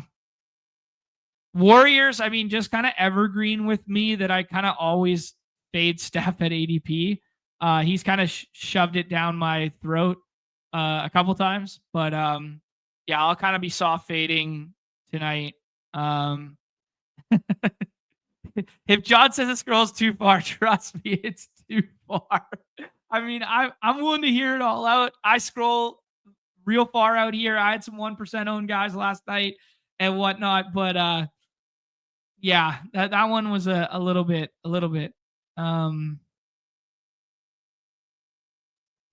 Joe's asking, still learning here. When does MLB drafts get going for next year? Probably about mid. I would say mid-November would be my best guess. Let the World Series end. Let kind of like Thanksgiving slates and stuff and basketball ramp up, and then kind of drops in that lull. Yeah, last year it was a bit later, like February and March for best ball is when it really ramps up. But they had an early contest a little bit earlier than that last year, Jaywitz. They had like the $5 like way too early one, and that was the first year we had it. Yeah, Steph's cooking in his Onk era. I know he's been killing me. PJ, I mean, like if they play AD at the 5, then he gets more expanded minutes at the 4. Like he plays a lot every single night. He's going to play like 35, 36 tonight if that game stays competitive. It's obviously not a good matchup. I don't know. You can't really like forecast an increased handling role or anything for him, but he's liable on any night to like give you between 36 and 56. And if it's a lower scoring slate, like, yeah, but he will not be one of my preferred clicks this evening. Played a little bit of it last night. It's just like, the archetype of player like that is just like high floor, low ceiling. Like the right tails for him are like stock related. And I don't know, PJL ain't what PJL was like a year and a half ago anymore. In my bro science estimation of watching the ball games. I'm really interested to see what we get from a report for this Blazers and Lakers game here. I'm really interested to see if we get something thinned out on both sides of that. I'll play some more Blazers than people are playing right now. I think Nez was right about the Jazz spot. Jazz spot feels good, and nobody's really taking enough of it right now. Yeah, let's rip a couple drafts here and see what happens. Let's do it. NBA. Monday Night Hoops. I've already got 20 in the books here. Hop on in. Yeah, box score watching looks good. Yeah, he does. This is what I mean. PJ needs to play power forward. So if you get AD at the 5, it's good. It's good for PJ. Yeah, PJ cooked us all last year. You're right, Reese. Like he just, yeah. And I kept wanting to be like, yo, Najee Marshall, the contrarian leverage off of PJ. He's going to have more handling. Yeah. I mean, yeah, you can play Cam Thomas and Michael Porter Jr., but they're 16-point dogs on the road. Like, what are you going to get from them? 28 minutes, right? Like, if that game plays to spread in total, like, Houston's been resting for 2 nights. Their second night of a back-to-back, plus the travel. And then, even Cam Thomas scored, 40 real-life basketball points yesterday? And he scores less than 40 fantasy points. I think someone said it in the chat earlier as well. I don't know. Like, Cam Thomas is just, like, not the type of dude I play in our scoring format. I think it's SGA. I think he's kind of, like, in this little tier by himself. Obviously, his shit is inflated from the back-to-back double OT games to start the season. And then we saw a way more, like, tapered 28-minute game from him over the weekend. But, yeah, man, he just gets to the hoop at will. I'm a huge proponent of SGA's game. And it's like, oh, wow, what a hot take, John. He was the MVP last year.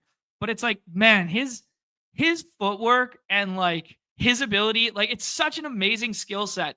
And people just, oh, he's a foul free throw merchant. I was like, well, you know who else was like a low-key free throw merchant? Like James Harden when he won MVP, like Kobe Bryant. Like, these guys they're free throw merchants because they're so fucking good with their footwork to get by you, put you on their hip, and then go to the rack. Like, yeah, I don't know.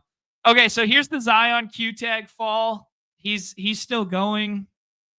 I mean, to be honest, I think I'm just going to eat the Q tag here for the Zion stuff because I'm not in love with Steph tonight. I'm not in love with Kevin Durant tonight. Donovan Mitchell, you can pull up, but, like, Donovan Mitchell, like, I don't know, just watching him play, like, this is not like, I don't know, man. I like the usage rate stuff of Mobley more than I like playing Mitchell on our site right now, even though the matchup is presumably worse for Evan Mobley this evening. Mitchell defers so much to other people. Like, he's just, I don't know. And now that Hunter's back, yeah. I kind of thought Hunter would get a Q tag today. I was kind of surprised. But they're the nationally televised game. This is kind of what happens when you're in a room with the people that are using the hashtag models, that Steph and KD are fallers in most of the rooms. I mean, I think they're fine to take right now just because it's a unique pairing with the Zion fall as well. So, like, taking Steph, if you had to, like, gun to my head, do I like Steph or KD more? I think it's Steph versus KD tonight. Like, but I think I my internal biases in that spot right there wanted to click Ja Morant, but it's just like, it's too big of an ADP fall to create a contrarian team with the Zion fall, right? Yeah, like SGA Zion's like super fun, right?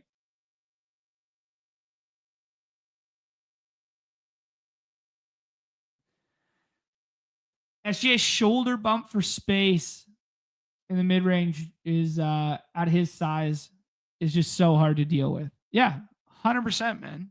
So hard to deal with.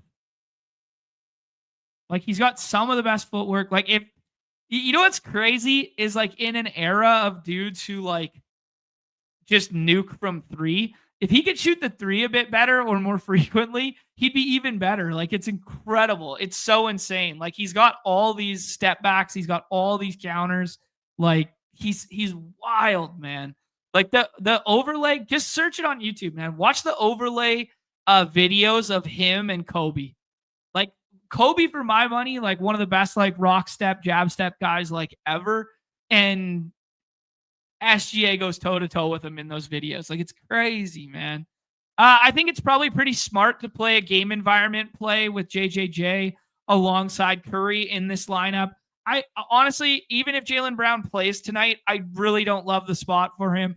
I know JJJ has been propped up by one outlier stock game. He's had some foul trouble as well. I'm a big proponent of the way Memphis is running their rotations right now, where like JJJ has been coming off a little early and then been kind of second unit scoring, plus a little bit of handling for him. Plus he gets to play off ball in the defensive end where he gets to like rack up those like help side blocks and stuff like that. I'm a proponent of Jaren Jackson Jr. It's not everybody's cup of tea. He's got to start making some more shots, and the rebound rate has to climb back up to where it was once upon a time. But yeah. Let's take a look at where Giddey went in this one. Okay, he goes at 20. I mean, I'm bullish that he's going to project better than that spot. I'm bullish that he's probably going to play this evening. I'm a little scared that it's a shooting hand finger. Like, I'm trying to think of a comp of someone last year who dealt with shooting hand finger. Give me a second. The ball knowledge will come to me. Interested to see fully loaded pairing teammates like the Mitchell and Mobley, the Jaylen Brown and Derek White. They're kind of like negatively correlated in my mind, and they'd be like kind of only max one guys in my lineups. But who am I to tell fully loaded who's clearly a good player? Yeah, I think Jalen Johnson here feels fine, but you can get him a bit later. This might be a good spot for Orlando offense to come back to life against a 76ers team that likes to run a little bit and is without Embiid and maybe without some other rim protecting fives. So I'm down. The VJ Edgecombe pick is like a ball knowers pick, because if you go with the models today, guys, you're going to have 0% of him because he's not going to project at this. It's whether you believe what we've seen thus far. Like he's a rookie who's going to have spots where he struggles in the future, right? We just haven't seen it yet, and he might just be a freak. He might be crazy. Dude, I said this the other day, T-Cage as well. I cannot wait to play Cedric Coward. Like I said it in the Discord on Friday Slate that if we hadn't got Jaw ruled, if we had got Jaw's Q tag to an out tag, that I was going to jam Cedric Coward, like the play it before you see it. I'm going to do Cooper Flag here. A little bit of game correlation with SGA. Not going to be 100% drafted. They have no bigs tonight. 80 moving to the 5. Maybe like that point Flag returns. He had a poster last night, his first of his career. I'm getting excited about like a little bit of play it before we fully see it from Cooper Flag. I think one thing to do this evening, like we're seeing some good scrolls right now. Like the Lauri Markkanen pick is pretty good. I probably wouldn't pair it with Walker Kessler. That'd be like a max 1 situation for me. I like the Trey Murphy scroll a lot there. Jamal Murray kind of kicking the notions that he can play basketball in October. He actually openly said, I believe, starting early in the season that like he had done more to prepare to be ready earlier this year than previous years. But yeah, as you guys can see, there's a lot of good basketball players left. And like, that's why it's like, I'm not jumping up and down to get to like Dante DiVincenzo, or I'm not jumping up and down to get to, Peyton Pritchard or whatever for like the contingent upside, because there's still a lot of plays I like. Like Almond, you can play any night. I'd like it a lot better if Reed Shepherd doesn't start tonight. Ayton feels good. I'll never play Aaron Gordon. Never say never, but like it's obviously propped up by all the threes that he hit the other night and scored 50 on national TV. That like I'm probably just not playing Aaron Gordon in this spot like ever on an 11-game slate. I'll play Bane. I think it's a good get right spot for the Magic offense that's been bad. During, like, he's the king of 2 quick ones, or he can get some stocks. It's obviously a bad matchup with Mobley on the other side. I'll probably won't play Duran all that much tonight, but if you got there tonight, I could see why, especially if you end up getting like, yeah, I don't know. Asar's too far for me, but he's obviously really likable. Castle's fine, but I guess it's kind of the same thesis as the Harper one. 29 minutes, 25 minutes. Like, he's just all the guys that are going to be like top DFS plays on the other site, like Dante, Harper, Matas, probably. Oh my God. Like Buzelis, with or without Giddy. Like, these plays, these flat 36 ADPs that are like good chalk because they're spend downs on the other site. Like, they just, on an 11-game site on our, or 11-game slate on our site, when you still have like, we're going to have slates this year where Amon Thompson's like a first round pick or second round pick. We're going to have slates where Desmond Bane's a second or a third round pick. Like, you're just, I think you're forfeiting too much to play these three, even though they're chalk on redacted. Yeah, might be the JJJ Whisperer. I hope I am. Let's rip another one of those guys. See if we can get something different to cook up here. I guess we didn't really talk about the front end of the draft board, but I think until proven otherwise, give me Wemby. Like, just the stock ceiling is crazy. Crazy.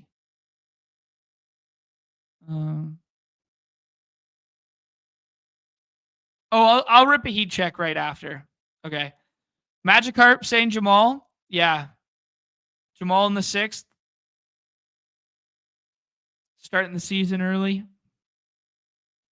You seen him play. You seen his box scores. Why is VJ at 29, you think, John? Probably just Orlando factor, and people don't think it's going to play as fast as Orlando's accidentally been playing.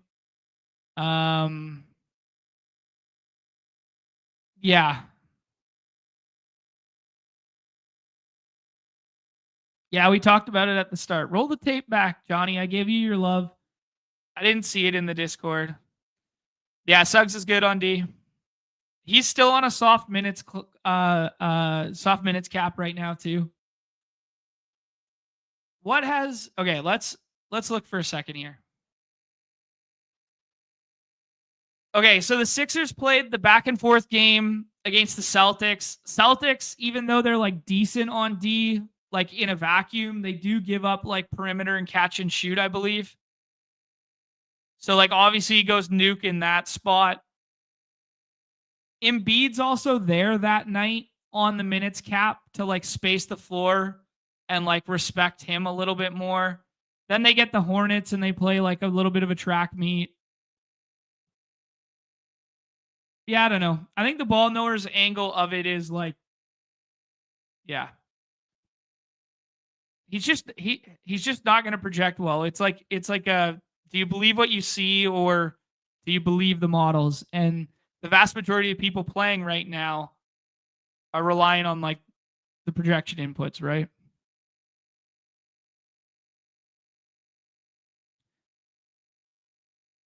Yeah, Suggs is only playing 20. Yeah, so yeah, it's like a low projection play basically. BJ as athletic as Ant-Man and Almond. I mean, he looks great out there. I'm not sure yet. Zion's been falling. I don't want to eat like a full bag of Zion all night long. That kind of deal where it's just like I then have the problem of the swap to 40% of someone I don't actually want. Let's take Devin Booker. This is probably his first circle the calendar matchup. I mean, he's been projecting well every single time out, and you know, rightfully so. Point Booker with like the handling, like just feels so good. But Clippers and Nuggets were tough last time's out. He got the Kings in night 1 without Sabonis. Let's see if Devin Booker can return to form versus the Jazz tonight. Feels like a good play. We got Chet in. Chet's playing. Okay. Thank you, guys. I mean, I think the CLV on Chet is kind of just this same tier. I think when he was falling this morning and you could catch him in like the 5th round or whatever, it probably feels pretty good. Those combos aren't going to be available anymore. But like, I'm not in... I like Chet. I respect Chet. We joke that he's like mini Wemby in terms of the way he scores fantasy points, where like he could rack up like those 5-6 stock games to go alongside like 4 threes and 8 to 10 boards. Like that's a fun profile to like bet on, especially when J-Dub's out. But the volatility of it on a night to night basis is pretty like it's like it's like the reverse of like a BAM in terms of projection. It's like the tail outcomes like would look more like this than like this condensed in the middle. That makes sense if we were charting out what they would look like. KD continues to fall in rooms. A reminder, guys, that this night when he played 28 minutes only against Detroit, scored 37, got there with the stocks, that sort of thing, that he was projecting as like the 20th best play on the slate, and he was going at ADP 8 or 9, and then he fell to like 15, and he was good. Yeah. I think Trey is a tier break for me. I like Ja. I always like Ja. I always play too much Ja. The Trey stuff's gonna happen here. The potential assists. If you end up getting like no Zinger or no JJJ, this will like boost significantly too.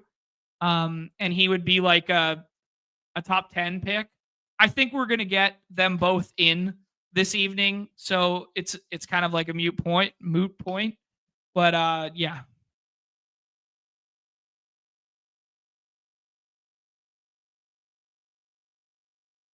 Yeah, that's a good shout here from Magic Card. Chep's more fun tonight when AD's at the 5. Like just from a matchup standpoint. That's a good ball knower shout. Really good ball knower shout. It actually probably pairs decently for my lineup here too to play it alongside AD. I mean, they do kind of negatively correlate in terms of like rebounding rates, but playing game environment and just playing that as a track meet or as it's closer than we intended, or they're going back and forth. I'm torn on Randall this evening. You know, obviously gets an increased like handling role and usage rate bump. We saw a little bit of it at the tail end of last game there in a pace-up matchup against the Pacers. I think Giddey would project the best here, so I'm going to take Giddey alongside the Trae Young stuff. I am slightly worried about that finger, though, even if he does go this evening, but he does so much.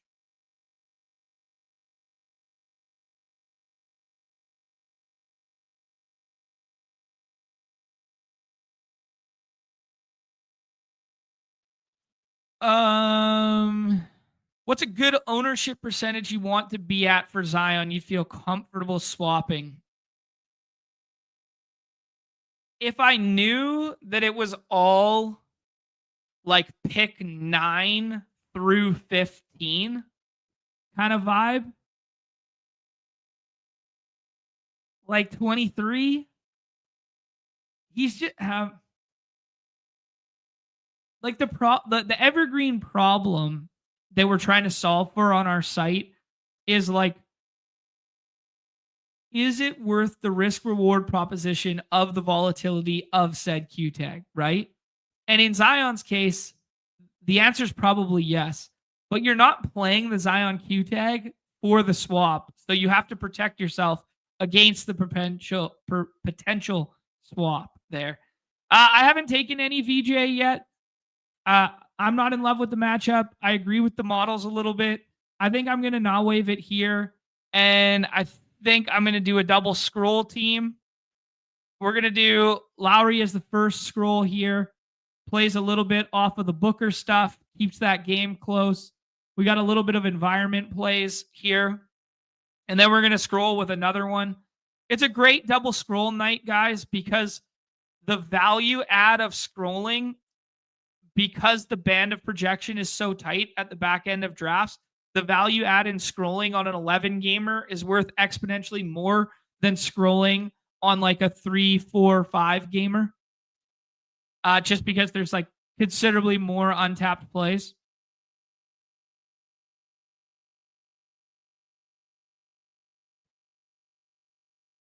Let's go all the way down here.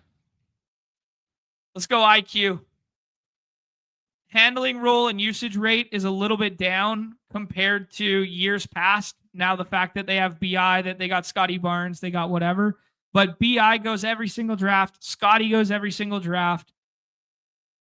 Just give me a little bit of leverage off of that stuff with a scroll in a decent pace-up environment. +1 to Nick's earlier comment of like add 1 Raptor per lineup. Feels good. Feels good. Yeah, that's a good shout from TKage as well, that like the majority of people will probably swap to Trey if for their Zion teams if they're out. So just not swapping to Trey is instant leverage. You know, I probably still want Trey in my life, but yeah. All right, winner take all, heat check, and then we'll do an abbreviated version of Monday Night Football. Someone asked in the chat earlier this evening, you know, what I'm more interested in playing tonight. I'm not particularly interested in the 2-gamer of NFL. I'm more interested in hoops, and I think that's reflected in the fill rates on the site right now. I'm also more interested in just in a vacuum of watching the baseball game this evening, like Sports Equinox this morning. That like I'm probably not going to flip much to the football game this evening. I'll have it on in the background or something, but I think the majority of my attention is going to be on some of the teams that are playing the back-to-backs for tomorrow's slate. So I'll just kind of get a look at what's going on there and yeah, get interested in that. And then I think I'll watch primarily the baseball game this evening. I'm never going to count out a dog like Max Scherzer, but yeah, I'm never going to count out a dog like Max Scherzer, but it's a tough matchup tonight. Yeah, this also helps too. Evan's right about this. Like the instant gratification of like the sweat experience this evening with NBA, then the money comes back to you this slate and you play tomorrow's slate, opposed to waiting 4 days for the Thursday night football game. I think it's just natural. I think it's natural. I also think we've hit a little bit of like that mental rut, that mental hurdle, and we've seen it reflected in fill rates on the site with football, where it's like, you know, people are kind of like, all right, we're at the halfway point of baseball or basketball and hoops is starting and hockey's starting. And, you know, people get excited about other things and turn their attention. Winner take all macro strategy, guys, just comparable to the other, like right tail outcome ceiling stuff is just like way more important. And the leverage of like uniqueness, like in terms of like combos, just plays so much heavier. But it is one of the most gruesome and grueling sweats on the planet right now. As your boy Josh McCaffrey says, GM to the chip check, aka the heat check out here. Yeah, 100%, man. Like it is one of the most gruesome sweats on the planet, because if you get first, you get 8,000 whatever. If you get second, you get 0, right? And as someone who's come second a handful of times in this contest, it's not that fun. It's not that fun. But yeah.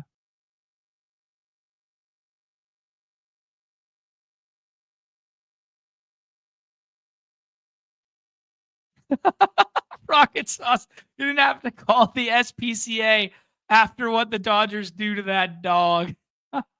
Nice. Well done. Yeah, we get Dad Mavis saying, can we get a little Equinox pick 'em? Yeah, we could cook something up here. Why not? Heat check can't hurt after yesterday's Dawg Bowl. Yeah, Juice McCaffrey had a really good sweat in yesterday's. Yeah, shout out, pour one out for our guy Crutches as well, who had a really good sweat yesterday. As much as we celebrate the winners, guys, there's always someone else on the other end. This is also a classic contest that I like to flip the board in and just like introduce a combo that nobody else is taking, kind of thing. Let's take Trey and Ja. Both guys that I like, both guys in pace-up environments, both guys in high total games, both guys that haven't fully hit ceiling yet this year, but have big right tail outcomes in their bag. Let's just pair them with a Wemby team. You know, most of these guys are third round picks the majority of the time in this contest. People are trying to create like the GM with them that like their name value, but they haven't got home. So like they're trying to do that. Let's just flip it on its head a little bit here and set up this combo. I'm going to repeat this combo, this first 3 starting combo in the main contest, like a decent frequency this evening as well. Yeah, a little loser circle where we all just have the bad beat of the week and we all just tilt. That's a real suck the energy out of the room play.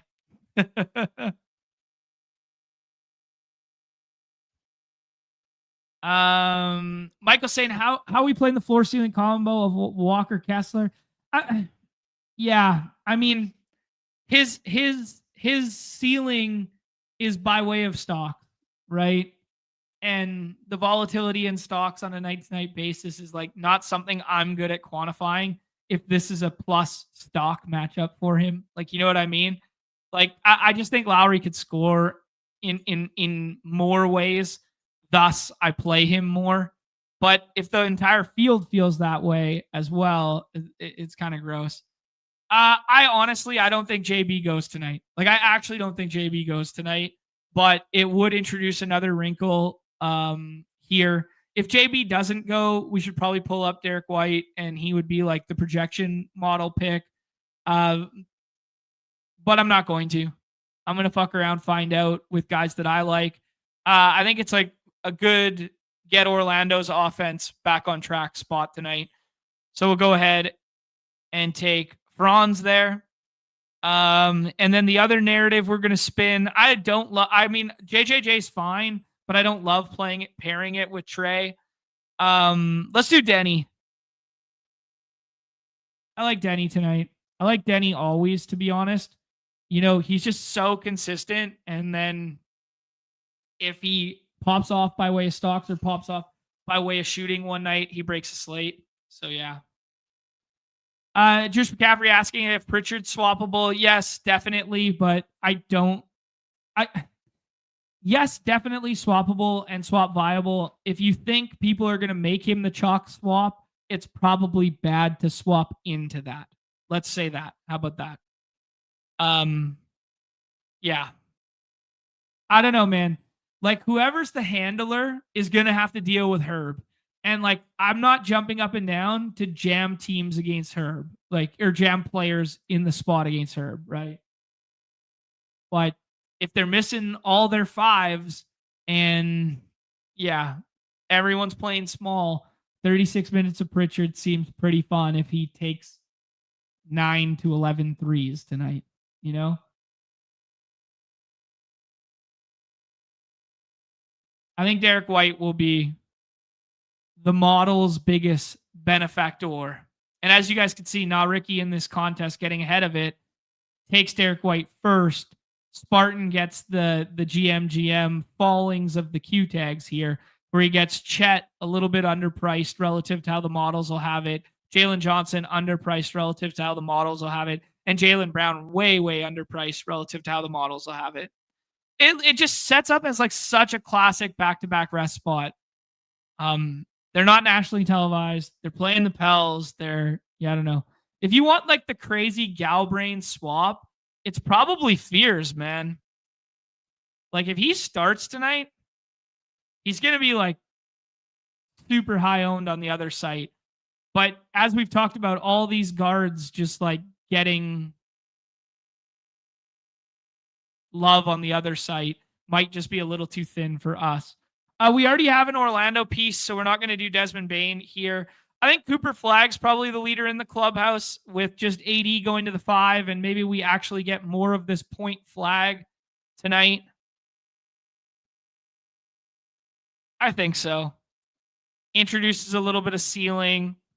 We've scrolled multiple times.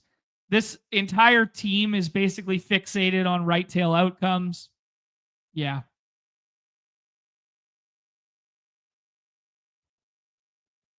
Mo Gay's a bridge too far. Jordan Poole Swish asking, we feeling any love for Himmy Butler this evening? Fun game, couple days rest. Yeah, could be best version. I think that's a really good shout, man. When playing the Warriors, I definitely want to play like the older team Warriors, like second night back-to-backs and stuff like that.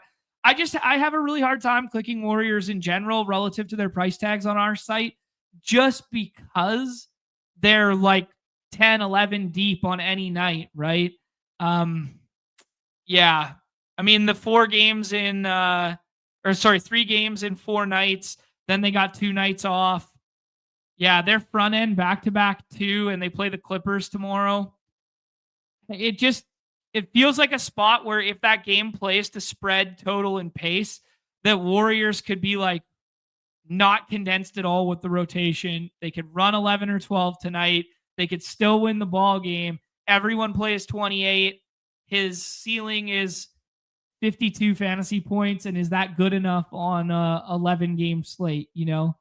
Like, what's Jimmy got to give you tonight in 30? Like, I don't even think he's got 31, 32 minutes. I mean, maybe. If the game stays competitive, maybe. But, like, I think if you asked Kerr tonight, going into tonight, what his dream scenario is to set them up for the Clippers tomorrow night, it's like 28, 28, 28 across the board for, like, Kuminga, Draymond, Steph, and Jimmy Butler. And then you see a little bit more increased, like, second unit, Buddy Hield, and stuff like that to close it out against Memphis. Like, that's kind of how I view it. I mean, obviously, Horford resting the front end of the back-to-back means, you know, maybe they use a little bit more size with like Quinn Post or something like that. But yeah, I get it. 100% owned Steph and 100% owned Jimmy on front end back-to-backs are just guys that I like. I only take at a discount in ownership, whether that's right or wrong. I know it's a good matchup. I know you get tempo and you get pace against Memphis. That's just how I treat it. That's how I'm playing this evening. I don't know if I'm right about that. All right, guys, let's do an abbreviated version of the football stuff here, and then we will call it a show. We'll do one more draft of the football stuff there, and then, Sports Equinox pick'em. Actually, before we start anything, let's take a look at, I built a couple pick'ems this morning based on information from some smart people who actually work for FTN. Just, you know, some group chats and stuff like that they thought stuff was mispriced when they were building their projections this morning. Some of the mispriced stuff, as you guys can see, 150 and 50 allotted on 4 of these, and used the boost on them as well. Some early stuff. I say but this is actually the work of other people. They like the Brashard Smith higher, the Matt Gay kicking points, and the Jeremy McNichols higher, both on receiving yards there. And then the worthy targets. A lot of talk that worthy targets was too high. So people were playing the lower on the 6.5. It is pushed down. It was even money before. It's like 0.8 now. So if you guys want to F around with these, play alongside me. I can't share the links with you right now because they've already been built, kind of thing. We could build another Sports Equinox one, and we can use the unabated stuff to build as well. But that was the stuff that I started with. Those were my initial plays there. So yeah.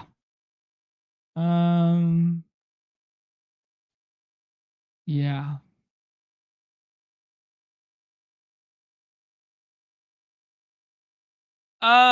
Okay. Let's go to the totals for this one.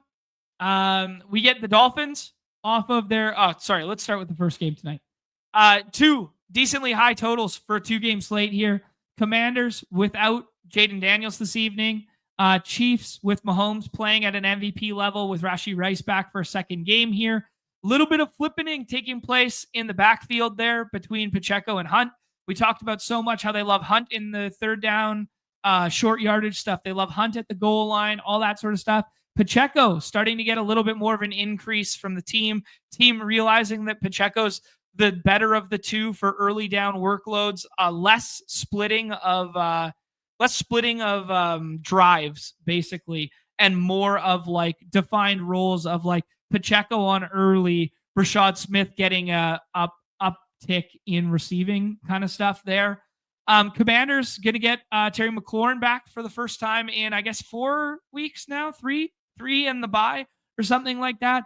But it does come with Marcus Mariota at the helm here. Chiefs as 10-point favorites in Arrowhead, 48 total in that one. And then the Ravens, 7.5-point favorites, 50 as the total here. Obviously, the Dolphins coming off of that upset win yesterday over Atlanta. They put up 34 real-life football points on the Falcons. I thought Achane looked pretty good. I thought Tua did a good job of distributing. He scored 4 touchdowns there. One of them was through the air to Achane. One was to Waddle. Waddle showing some big-time burst. And then the Ravens, they looked pretty decent with Snoop at the helm there. A lot of people smarter than me talking how Tyler Huntley, a.k.a. Snoop, should have been the quarterback all along just because, or sort of been the backup quarterback, all along just because of stylistically how he fits that team comparative to Cooper Rush. They go out, get Cooper Rush in the offseason. He looks bad in those first outings, and then they get Snoop Huntley off the street, who was a preseason signee with the Browns there and played one of the preseason games with them, and then they bring him in to the comforting confines of his former team. So 7 points here for the Ravens. There's already been a report that all the shit with Lamar last week, and then the Friday they're going to get fined because he was on the scout team, and they listed him as a full participant, and we were all still drafting him last week, but he was actually on the scout team. He wasn't a real full participant. If you do full reps on the scout team, you're not actually, an FP for the Ravens there. So they're probably going to get fined for the way they handled him last week. But they've basically come out and said that, Lamar's ready to go for Thursday. He's still got the Q tag on our site. We're still going to have to work off the practice reports. We're not going to get a practice report today for him, but we're all drafting as if he's in. I think it's an interesting debate at who's the quarterback one on the slate here. We talk about the Miami Dolphins matchup, how it sets up so good for the running game, and that's why everybody was jamming Bijan this week. Well, that's a pretty good jam spot for Derrick Henry, who finds pay dirt twice in this most recent game. The efficiency still isn't fully back, but we expect it to return when Lamar returns at the helm, and you have to respect the pass a little bit more there. So whether you want to prioritize quarterback or not is a pretty good question on this slate. I think you want to prioritize the running backs personally, especially if you can get Lamar to fall, which you can in some rooms just because of the Q tag, just because of the funky stuff that happened last week.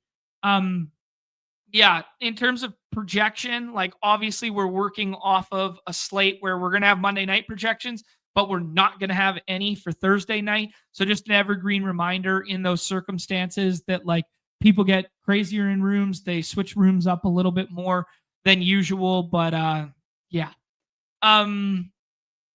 outside of that, on the macro, I guess the last thing we have to be mindful of is weather, because we are dealing with 2 outdoor games. And the one thing, Miami, we're never really concerned. On occasion, you'll get those flash thunder showers or whatever, but it's a little far out to project those. Most likely, you're just going to get 70 whatever degrees and a nice, beautiful evening for Thursday night football.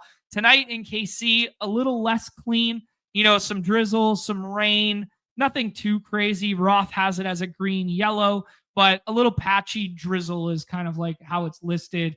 That kind of just sounds like fall football weather. Doesn't sound overly cold or anything like that. It is, let me confirm, 55 degrees at kick, 8 p.m. Eastern. I think that's good for the macros. We should push into the position by position stuff. I think most notably, it's are you believing the Pacheco stuff or not is kind of a big decision point on here, because if you believe the projection that ETR has, for instance, comparable to, some of the other sites, that he would be way higher than this 11 ADP, and he would probably actually be over the Ja'Cory Krosky merit. I do think Marcus Mariota brings a little bit of, how do I say this?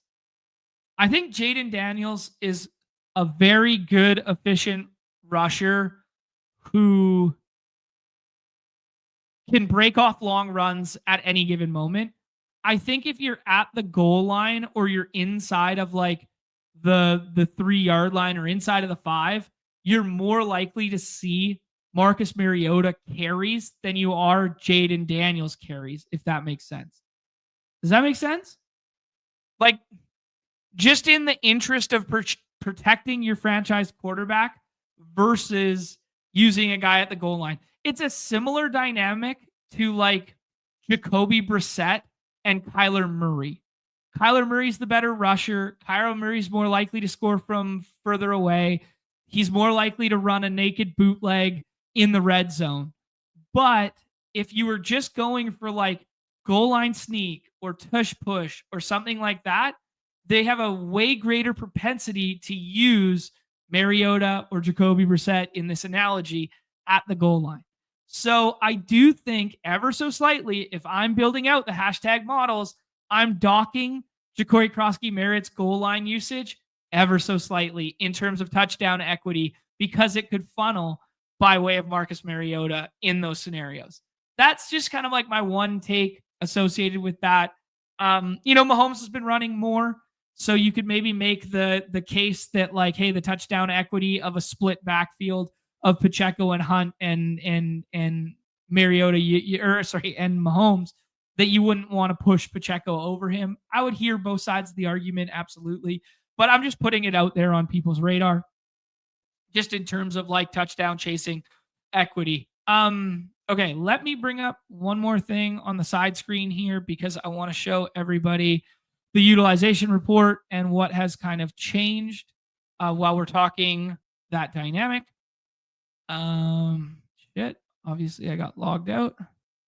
1 second. Okay. Kansas City running backs. Take a little look-see here. Pacheco utilization report up to 56 versus 39. That's the entirety of the season. If I move this just to like weeks 6 through 7, it's about the same, but you guys could see the Kareem Hunt drops drastically. Now, I will remind people that Kareem Hunt at one point in time suffered a leg injury or I believe it was a hamstring or an ankle in one of those games when they were in the red zone. And then Pacheco came in. It was in the week 6 game, I believe. So maybe there's a little bit of noise. But I think what I'm trying to articulate here is what the models are seeing is kind of reflected in what we're seeing from the utilization report too. Is a little bit less Kareem Hunt, a little bit more Rashard Smith, and a little bit more Isaiah Pacheco. And Isaiah Pacheco's goal line and red zone and that sort of stuff becoming a little bit more stable. Yeah. But the numbers from last week in particular, okay, this is a soliloquy now. This is a monologue. But the numbers in last week's with Rashard Smith will be skewed because of the garbage time that Rashard Smith played all through the third quarter there with the backups in because they were up so much early. Yeah. Hunt went down last week too. Yeah, there you go. So, yeah. Yes, that's the sequence in which I was trying to recall here. So, yeah, all in all that to say that I'm ever so slightly thinking that relative to ADP, I think I want Isaiah Pacheco. Because I think it's pretty clear that Derrick Henry with the matchup is the 101. Achane would be second for me. He posted highest usage of the season. Hayden posted a chart this morning. I retweeted it. Highest usage of the season was on Sunday there. So very bullish on this kind of like combo here. Baltimore defense getting a little bit more healthy though. We saw it this week. Some of those secondary pieces returning. We got to keep our eye on the Roquan Smith stuff. But yeah, just kind of like macro sentiments there. Okay. If I get boxed out of, so this is a good question in the chat here. Tuna said, if you don't get a top 4 running back, where are you going from there? It's basically full punt for me. Like Ollie Gordon is fine. I think I would play the usage in uptick potential in a passing set for Brashard Smith.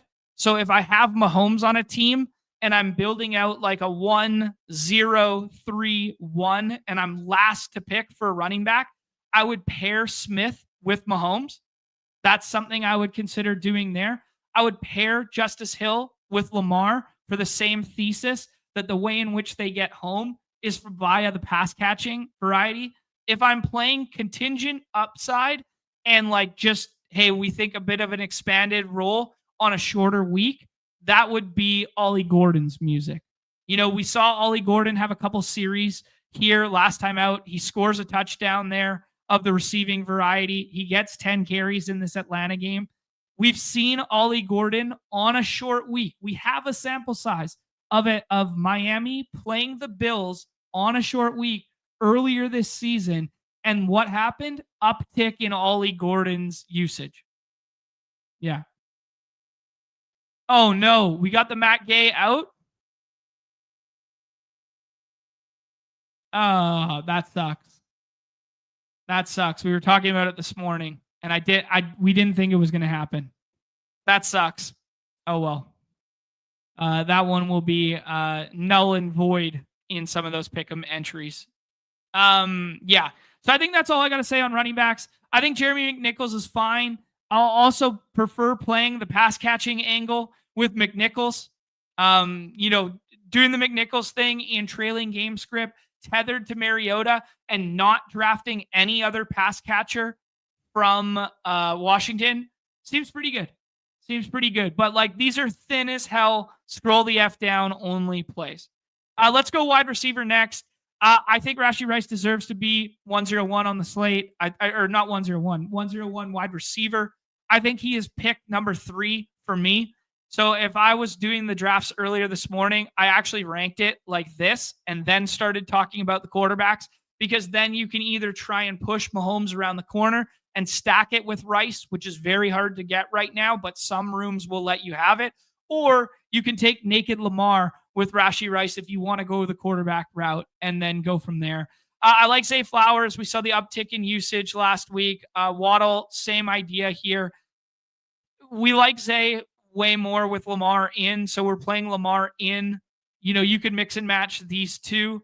I think I prefer Zay ever so slightly to Waddle. That's just a take, you know. Uptick in I think if we knew we were going to get 100% Terry this evening, that I like it more than Xavier Worthy. They're effectively playing the same kind of like deep A-dot role, but like Terry has the volume plus the red zone, plus just guaranteed to be on for all the snaps and not rotating. Whereas like Xavier Worthy, like he'll be out there a lot, but like some of that deep threat stuff will be rotated with like Ty Weapon, for instance, right? You know, Tariq Thornton for the uninitiated.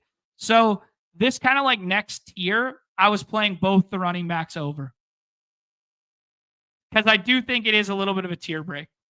And then you can kind of mix and match the quarterbacks in there. And we'll talk about the tight ends in a half second. A classic Rashad Bateman game this weekend, just like 50 empty yards with some empty air yards. Obviously like Bateman more once we get the return of Lamar, but I'm not jumping up and down to play Bateman when he's 100% owned in this contest. I think I'd rather like scroll and chase like a red zone target of DeAndre Hopkins at like, I don't know, 60% less ownership if we play it that way. Debo, good matchup, good spot this evening for Debo. I think in a vacuum, you should have Debo ranked over Terry at this point in time. I don't think either of them are like quote unquote 100% healthy right now. But if I'm just ranking out the Washington pieces, I think it's Ja'Cory Krosky-Merritt, it's Debo, then it's Terry. That's how I'm treating it. That's how I'm playing it. If you want to have the VORP conversation about the tight end dynamic, I get it. I get it if you want to put Ertz over one of those because tight end falls off a cliff on this slate. Absolutely. But both of the Ravens tight ends are more viable and back in play in our lives with Lamar at the helm, right? Yeah. Okay, couple things going on in the chat here. Debo should get goal line carries, maybe. I mean, he could get some gimmicky stuff in and around the goal line. I don't think they're going to line him up in the backfield and try and jam it up the A gap with Debo Samuel. I think he could definitely get some push pass or, some flick off to the side for an outside zone, run, something like that. Absolutely. But I mean, I'm not banking on it. His rushing yards in the pick'em lobby was 5.5,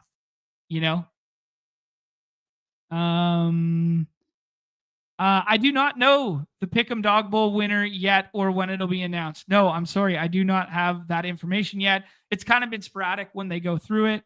TKH saying the Lakers reported. I'll touch on that after we finish football ever so slightly. And we've gotten a couple third-round Zion teams. There you go. So just putting it on people's radar there, guys. Let's talk about the tight end position before. Oh, I guess we could talk about the wide receiver scrolls first. Malik Washington finds Pater this weekend there, 5 targets. He's entirely fine and in play. Some of the Washington pieces are going to fall by wayside because of, both Debo and Terry coming back, like people box score watching. The scrolls, honestly, I like the contingent running back upside stuff a little bit more.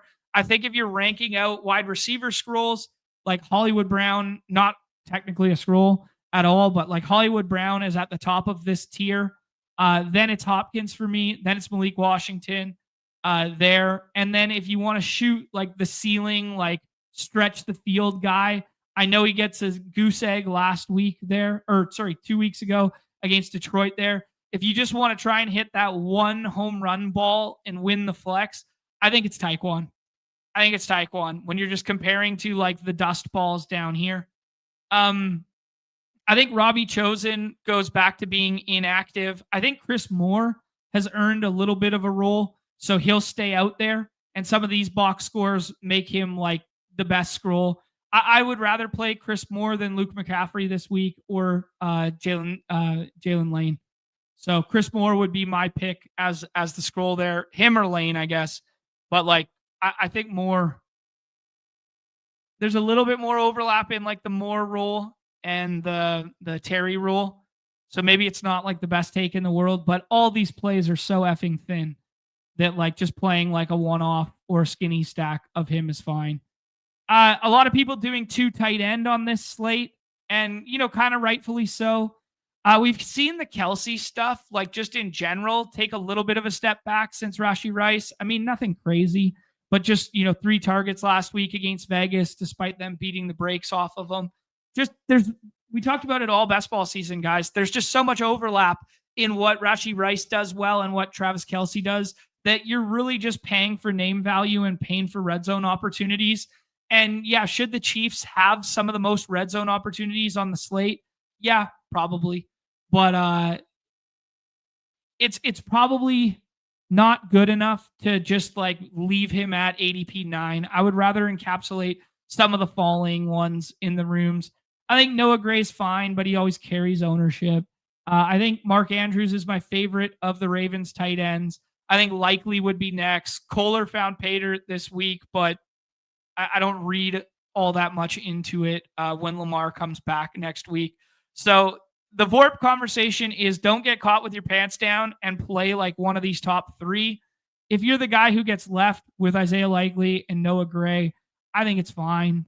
The most interesting conversation is with no Darren Waller, with Darren Waller on IR now. What do we do with Miami?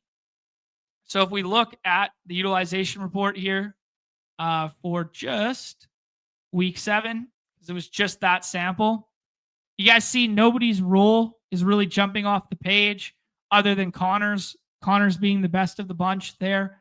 They throw for what did I say? 2 through 4 touchdowns. And sorry, I'm fumbling around my spreadsheet notes tab here. Tua throws for 205 yards and 4 touchdowns. Of the red zone opportunities on the team, Tanner Connor saw 1 of them. So do with that what you will. He's probably the best Miami scroll. It's probably stack only with Tua. It's probably my least favorite tight end play. 2 for 6, 1 for 28, 1 for 8, 2 for 16 the week before that.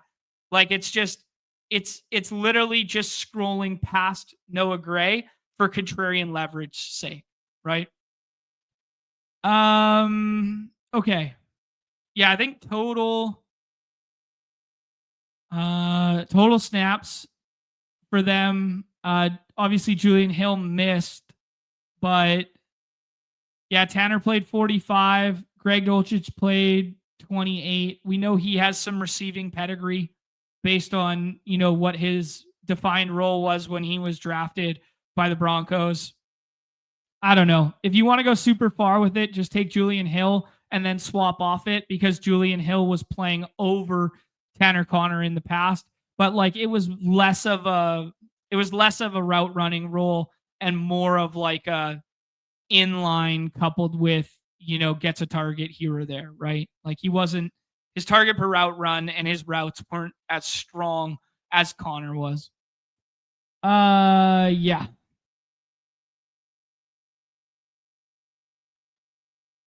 All right, here we go. Yeah, he's gonna be like 9% owned, and will be the only tight end that scores on the slate. And somehow it works. Exactly. Like that's just the nature of these primetime slates. I guess we didn't rake out the quarterbacks. I like Lamar more than Mahomes. I don't know if that's a contrarian take. It seems to me in the drafts that I did that Mahomes goes first every single time. I think if you're playing Tua stuff, you just have to be mindful that Baltimore's defense is getting healthier right now. It was really encouraging to see him throw for 4 touchdowns. I'm not as bullish on it as what the box score might say. I watched a decent portion of that game, and it's okay. But like, I think Tua always stacked. Mahomes skinny stacked, but you could play it naked if you really want to. But I think skinny stacked, just given the options. Lamar, if you can get it with Henry, just take it. It's a rare combo, and you just want it in your portfolio. And then Mariota, I'm fine playing him naked. I think stacking with Debo is like on paper the best projectable stack, but I think the ceiling outcomes of both of them to win a slate are slightly negatively correlated compared to stacking him with Terry, if that makes sense. Just because the rushing potential of, if Mariota wins this slate, he probably scores 2 through the air and 1 on the ground. And it's either naked Mariota or it's Mariota skinny stacked with a person that doesn't take away a rushing touchdown, right? All right. That's the macro of it. I'm going to make sure I get 25 to 30 of these in this evening. Slightly smaller of a slate slightly smaller of a contest this evening, just given, the fact that people are really invested in basketball, the fact that there's the World Series tonight, the fact that there is a 3-day break between the games, all factoring in the fact that it's week 8, yada, yada, right? All right. We roll the 104, so we'll have some decisions to be made here. Shout out to Patrick Barnes, YouTube, friend of the show, ETR's finest right there. Oh, body's hurting today, guys. I had an absolute day on Saturday. Long day, but it was fun. 1-year-old's birthday party. We went to a farm in the morning. Then we went to a 1-year-old's birthday party. Then the Knucks game.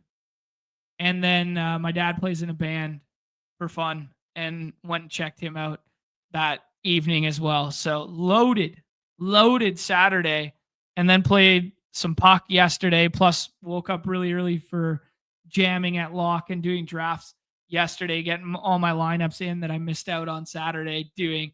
So, yeah, boys feeling it today. Body's hurting.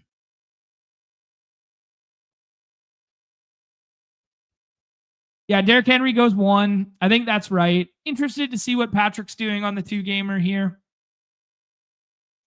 I think he should take HN. If he takes Rashee Rice, I think it's fine. If he takes Mahomes, I think it's probably bad in a vacuum. Just given, like, this isn't really a stars and crow.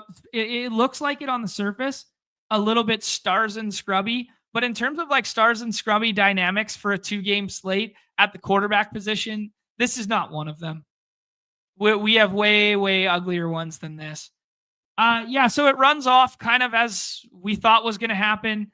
It opens the door for us to do like Mahomes, Kelsey. It opens the door for us to do Lamar plus Zay. We could just take 2 of the wide receivers and push the running backs. I think all of it's fine. I think I want to err on the side of Lamar plus Zay here. Obviously, ages incredibly poorly if Lamar doesn't come back this week, but I'm trusting that Lamar comes back this week. This is what a lot of like the quote unquote red badge sharp rooms will shape up to looking like. We both do a correlated thing on the right-hand side of the board. I think the best possible start from the 1-4 is if this player is a recreational player and takes Mahomes, and then you can take Rice plus Lamar, or you could take Rice plus one of the other flex players. We're really daring the room here to not take another running back because if one of Pacheco and or if one of Pacheco and or Bill don't come back to us here, we're in pretty rough shape at running back. But I think there's some interesting stuff that we can do.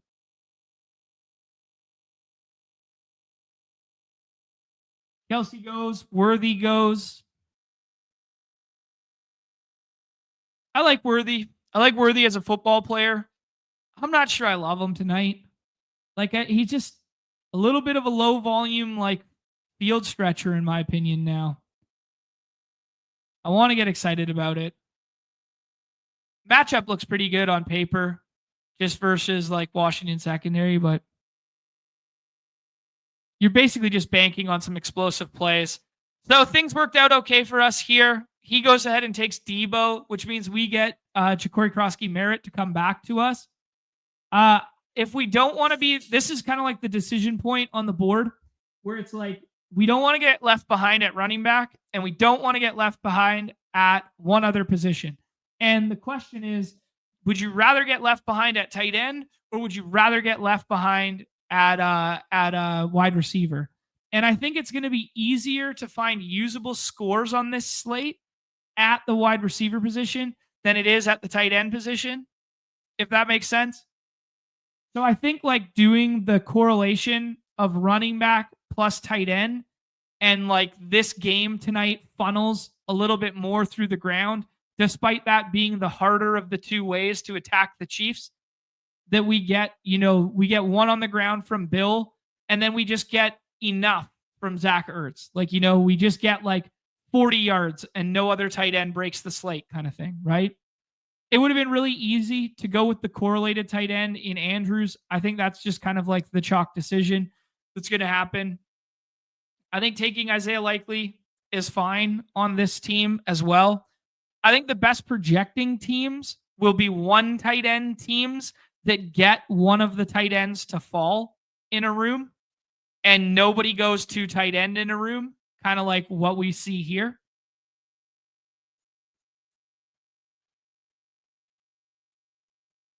Interested to see what Colin does here. He stacks it all up with Hollywood Brown. And now we got some decisions, right?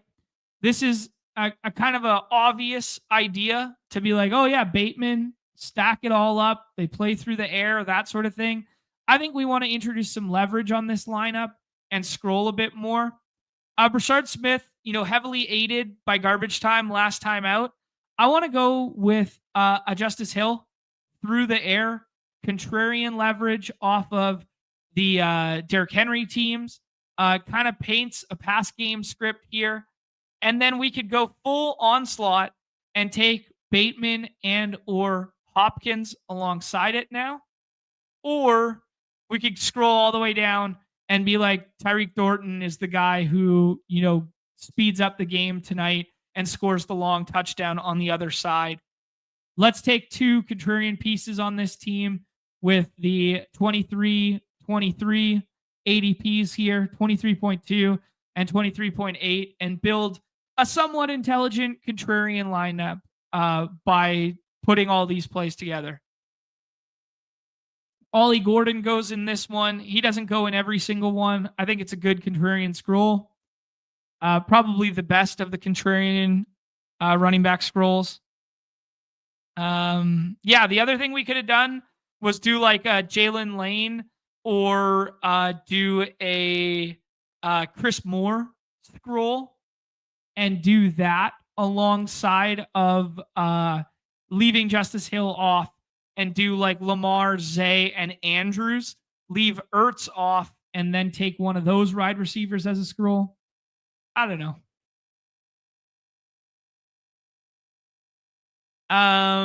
Hot take from Swish.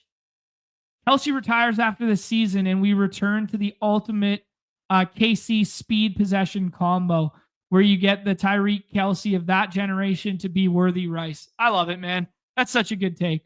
I like that take. Man. Yeah. Still think having Kelce hurts Worthy. I don't think that's a dumb take at all because you're giving up 5 to 6 targets of the offense every week to like a decently low ADOT and you're scheming some stuff around the goal line. And he doesn't really he's an okay blocker, but he's not like George Kittle at the end of his career, like where he's doing enough for the totality of your offense. Okay. We said we would check out the injury report. Last 2 things we're going to do on the show. This has been a marathon, but we got a lighter day tomorrow. So this has been a marathon. What do we got? Jackson Hayes has been ruled out as the backup 5. Marcus Smart has been ruled out on the back-to-back. Gabe Vincent has been ruled out on the back-to-back. So all of the olds and Jackson Hayes are out. So Aiton's going to start. Jake LaRavia is going to become a little bit of chalk on the redacted platform. Yeah, I mean, the long and the short of the takeaway here for the Lakers is like it's Austin Reeves Cook's night again. And he's going to project as like the 5th or 6th best play on the slate. Aiton's going to project as the 20th to 22nd best play on the slate. And no one else really gives you a crazy enough ceiling to play on an 11 gamer. This is really important information for the After Dark slate. It's a little bit harder to execute on an 11 gamer. This is important information for the redacted slate because you're going to get, some jam it in pieces with late swap viability effectively. Yeah, that's a good take too. The Worthy isn't prime Tyreek by any stretch. That's true. Yeah. So it's asking if someone bought the masterclass and has questions about certain concepts, where's the best place? Yeah, in the sidebar, in the comment section of that. Pete gets a notification email every single time someone posts in the sidebar there, and then one of us will respond after that. For whatever reason, I don't get the email prompts, or else I'd be yeah. But if you have any questions, tag me in the Discord or comment and tag or whatever, and yes, we will talk through. Nez and I are working on some additional stuff for that behind closed doors right now as well. Sports Equinox, we got an MLB a booster in there, 30% there. Yeah, let's take a look at what we got in the MLB lobbies this evening. Are they giving any lowers on Max Scherzer stuff? Okay, let me check out Unabated first. Okay. You guys know I absolutely hate. You guys know that I absolutely hate giving out like medium conviction plays. You guys know that I always have to vet the research. That I always have to.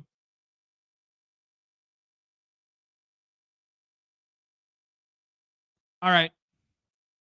Okay, we got our baseball play. Glasnow.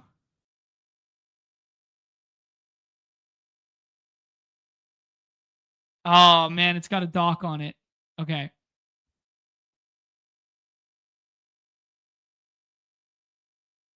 Okay, this is what I'm looking at with Cardi's stuff right now on Unabated. Strikeouts for Kirk, just a guy who doesn't strike out a ton. So they like the lower there. He's literally the best 2-strike hitter in all of baseball. Paw has steals just because of the multiplier. Mookie Betts lowers on the singles, lower on the strikeouts. I think I like Glasnow walks or Glasnow hits allowed. They like lower strikeouts as well, but it's literally right at the projection. Glasnow allows 5 hits, or Glasnow runs allowed, walks allowed. Okay. We're going Glasnow, 5 hits. Not a team that strikes out a ton. We'll go with that one. Then the stuff that was our favorite was the McNichols and the... Oh, I'm in baseball. That's why that's not working. Or the Richard Smith stuff. How do you spell his name? Brash. Okay, there we go. Richard Smith. The receiving yards has actually gone up. Damn it. Maybe let's do McNichols and see what we get here. His has gone up as well. Damn it. We thought we were so sharp. Okay, so let's just go with the better player who we think is getting a rule expanded. So there's our baseball. There's our football. The 101 basketball play. Give me 1 second here as I use the unabated stuff again. Start cooking. Unabated projections are now out. We will switch sports. Sorry, I realize I'm not showing my homework right now. Dang, they're out in like 1 minute's time. Let's go with Peyton Pritchard threes. Oh. What's the Peyton Pritchard's threes right now? Is it hedged for... I like this. Peyton Pritchard threes, you're getting a little bit of love on the 107. It's not like the greatest in the world. But yeah, this can break well a whole bunch of ways. But most notably, if we get JBB out and they're just going to need secondary scoring. And I think the Herb treatment will be like a little bit of on ball. So yeah.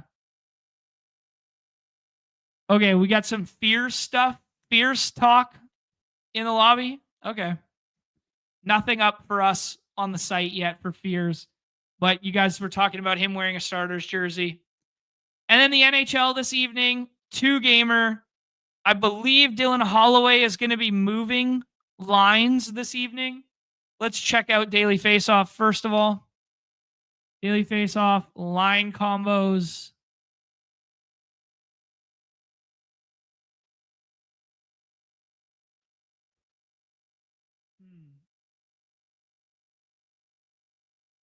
Maybe not. Maybe not.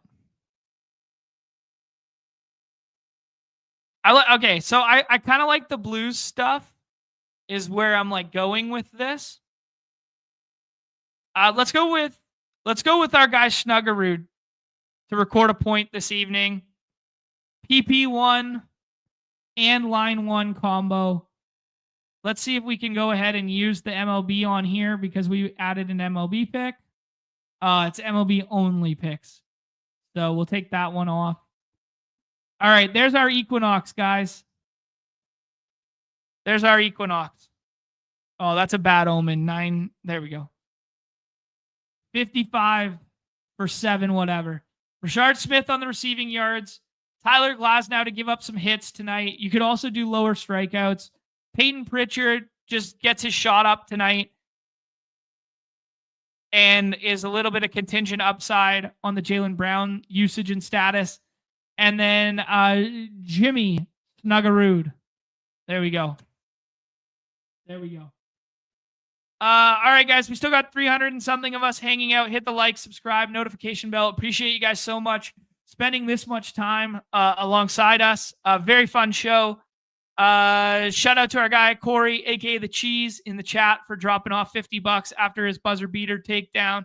And then shout out to David, who continues to cook in every damn sport, dropping off 5 memberships. Shout out to Chad for joining the program. Welcome back to the Dawg Bowl to both Chad and Mike C. Welcome back to the Dawg Bowl. Both of them now. Mike, a 2-time participant, and Chad, our second ever 3-time participant. Him and Awin, the only 3-time Dawg Bowl participants. Awin with the caveat, one was in basketball. Chad, ironically, original hoops guy, he has made an appearance in all 3 NFL Dawg Bowls there. Make sure you guys check out Chad Maskey on the tweet machine there and come hang out in the Deposit Kingdom Discord for the remainder of the day. I will be in the hoops lobbies here drafting up a storm. I will make sure I get in some more PTPs. Best of luck to everyone this evening and back tomorrow. I don't know if it's going to be paywall or not, but if it is, consider signing up to the memberships below.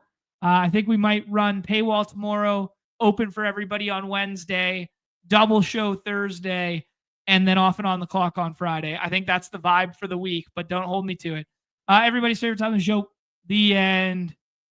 Peace.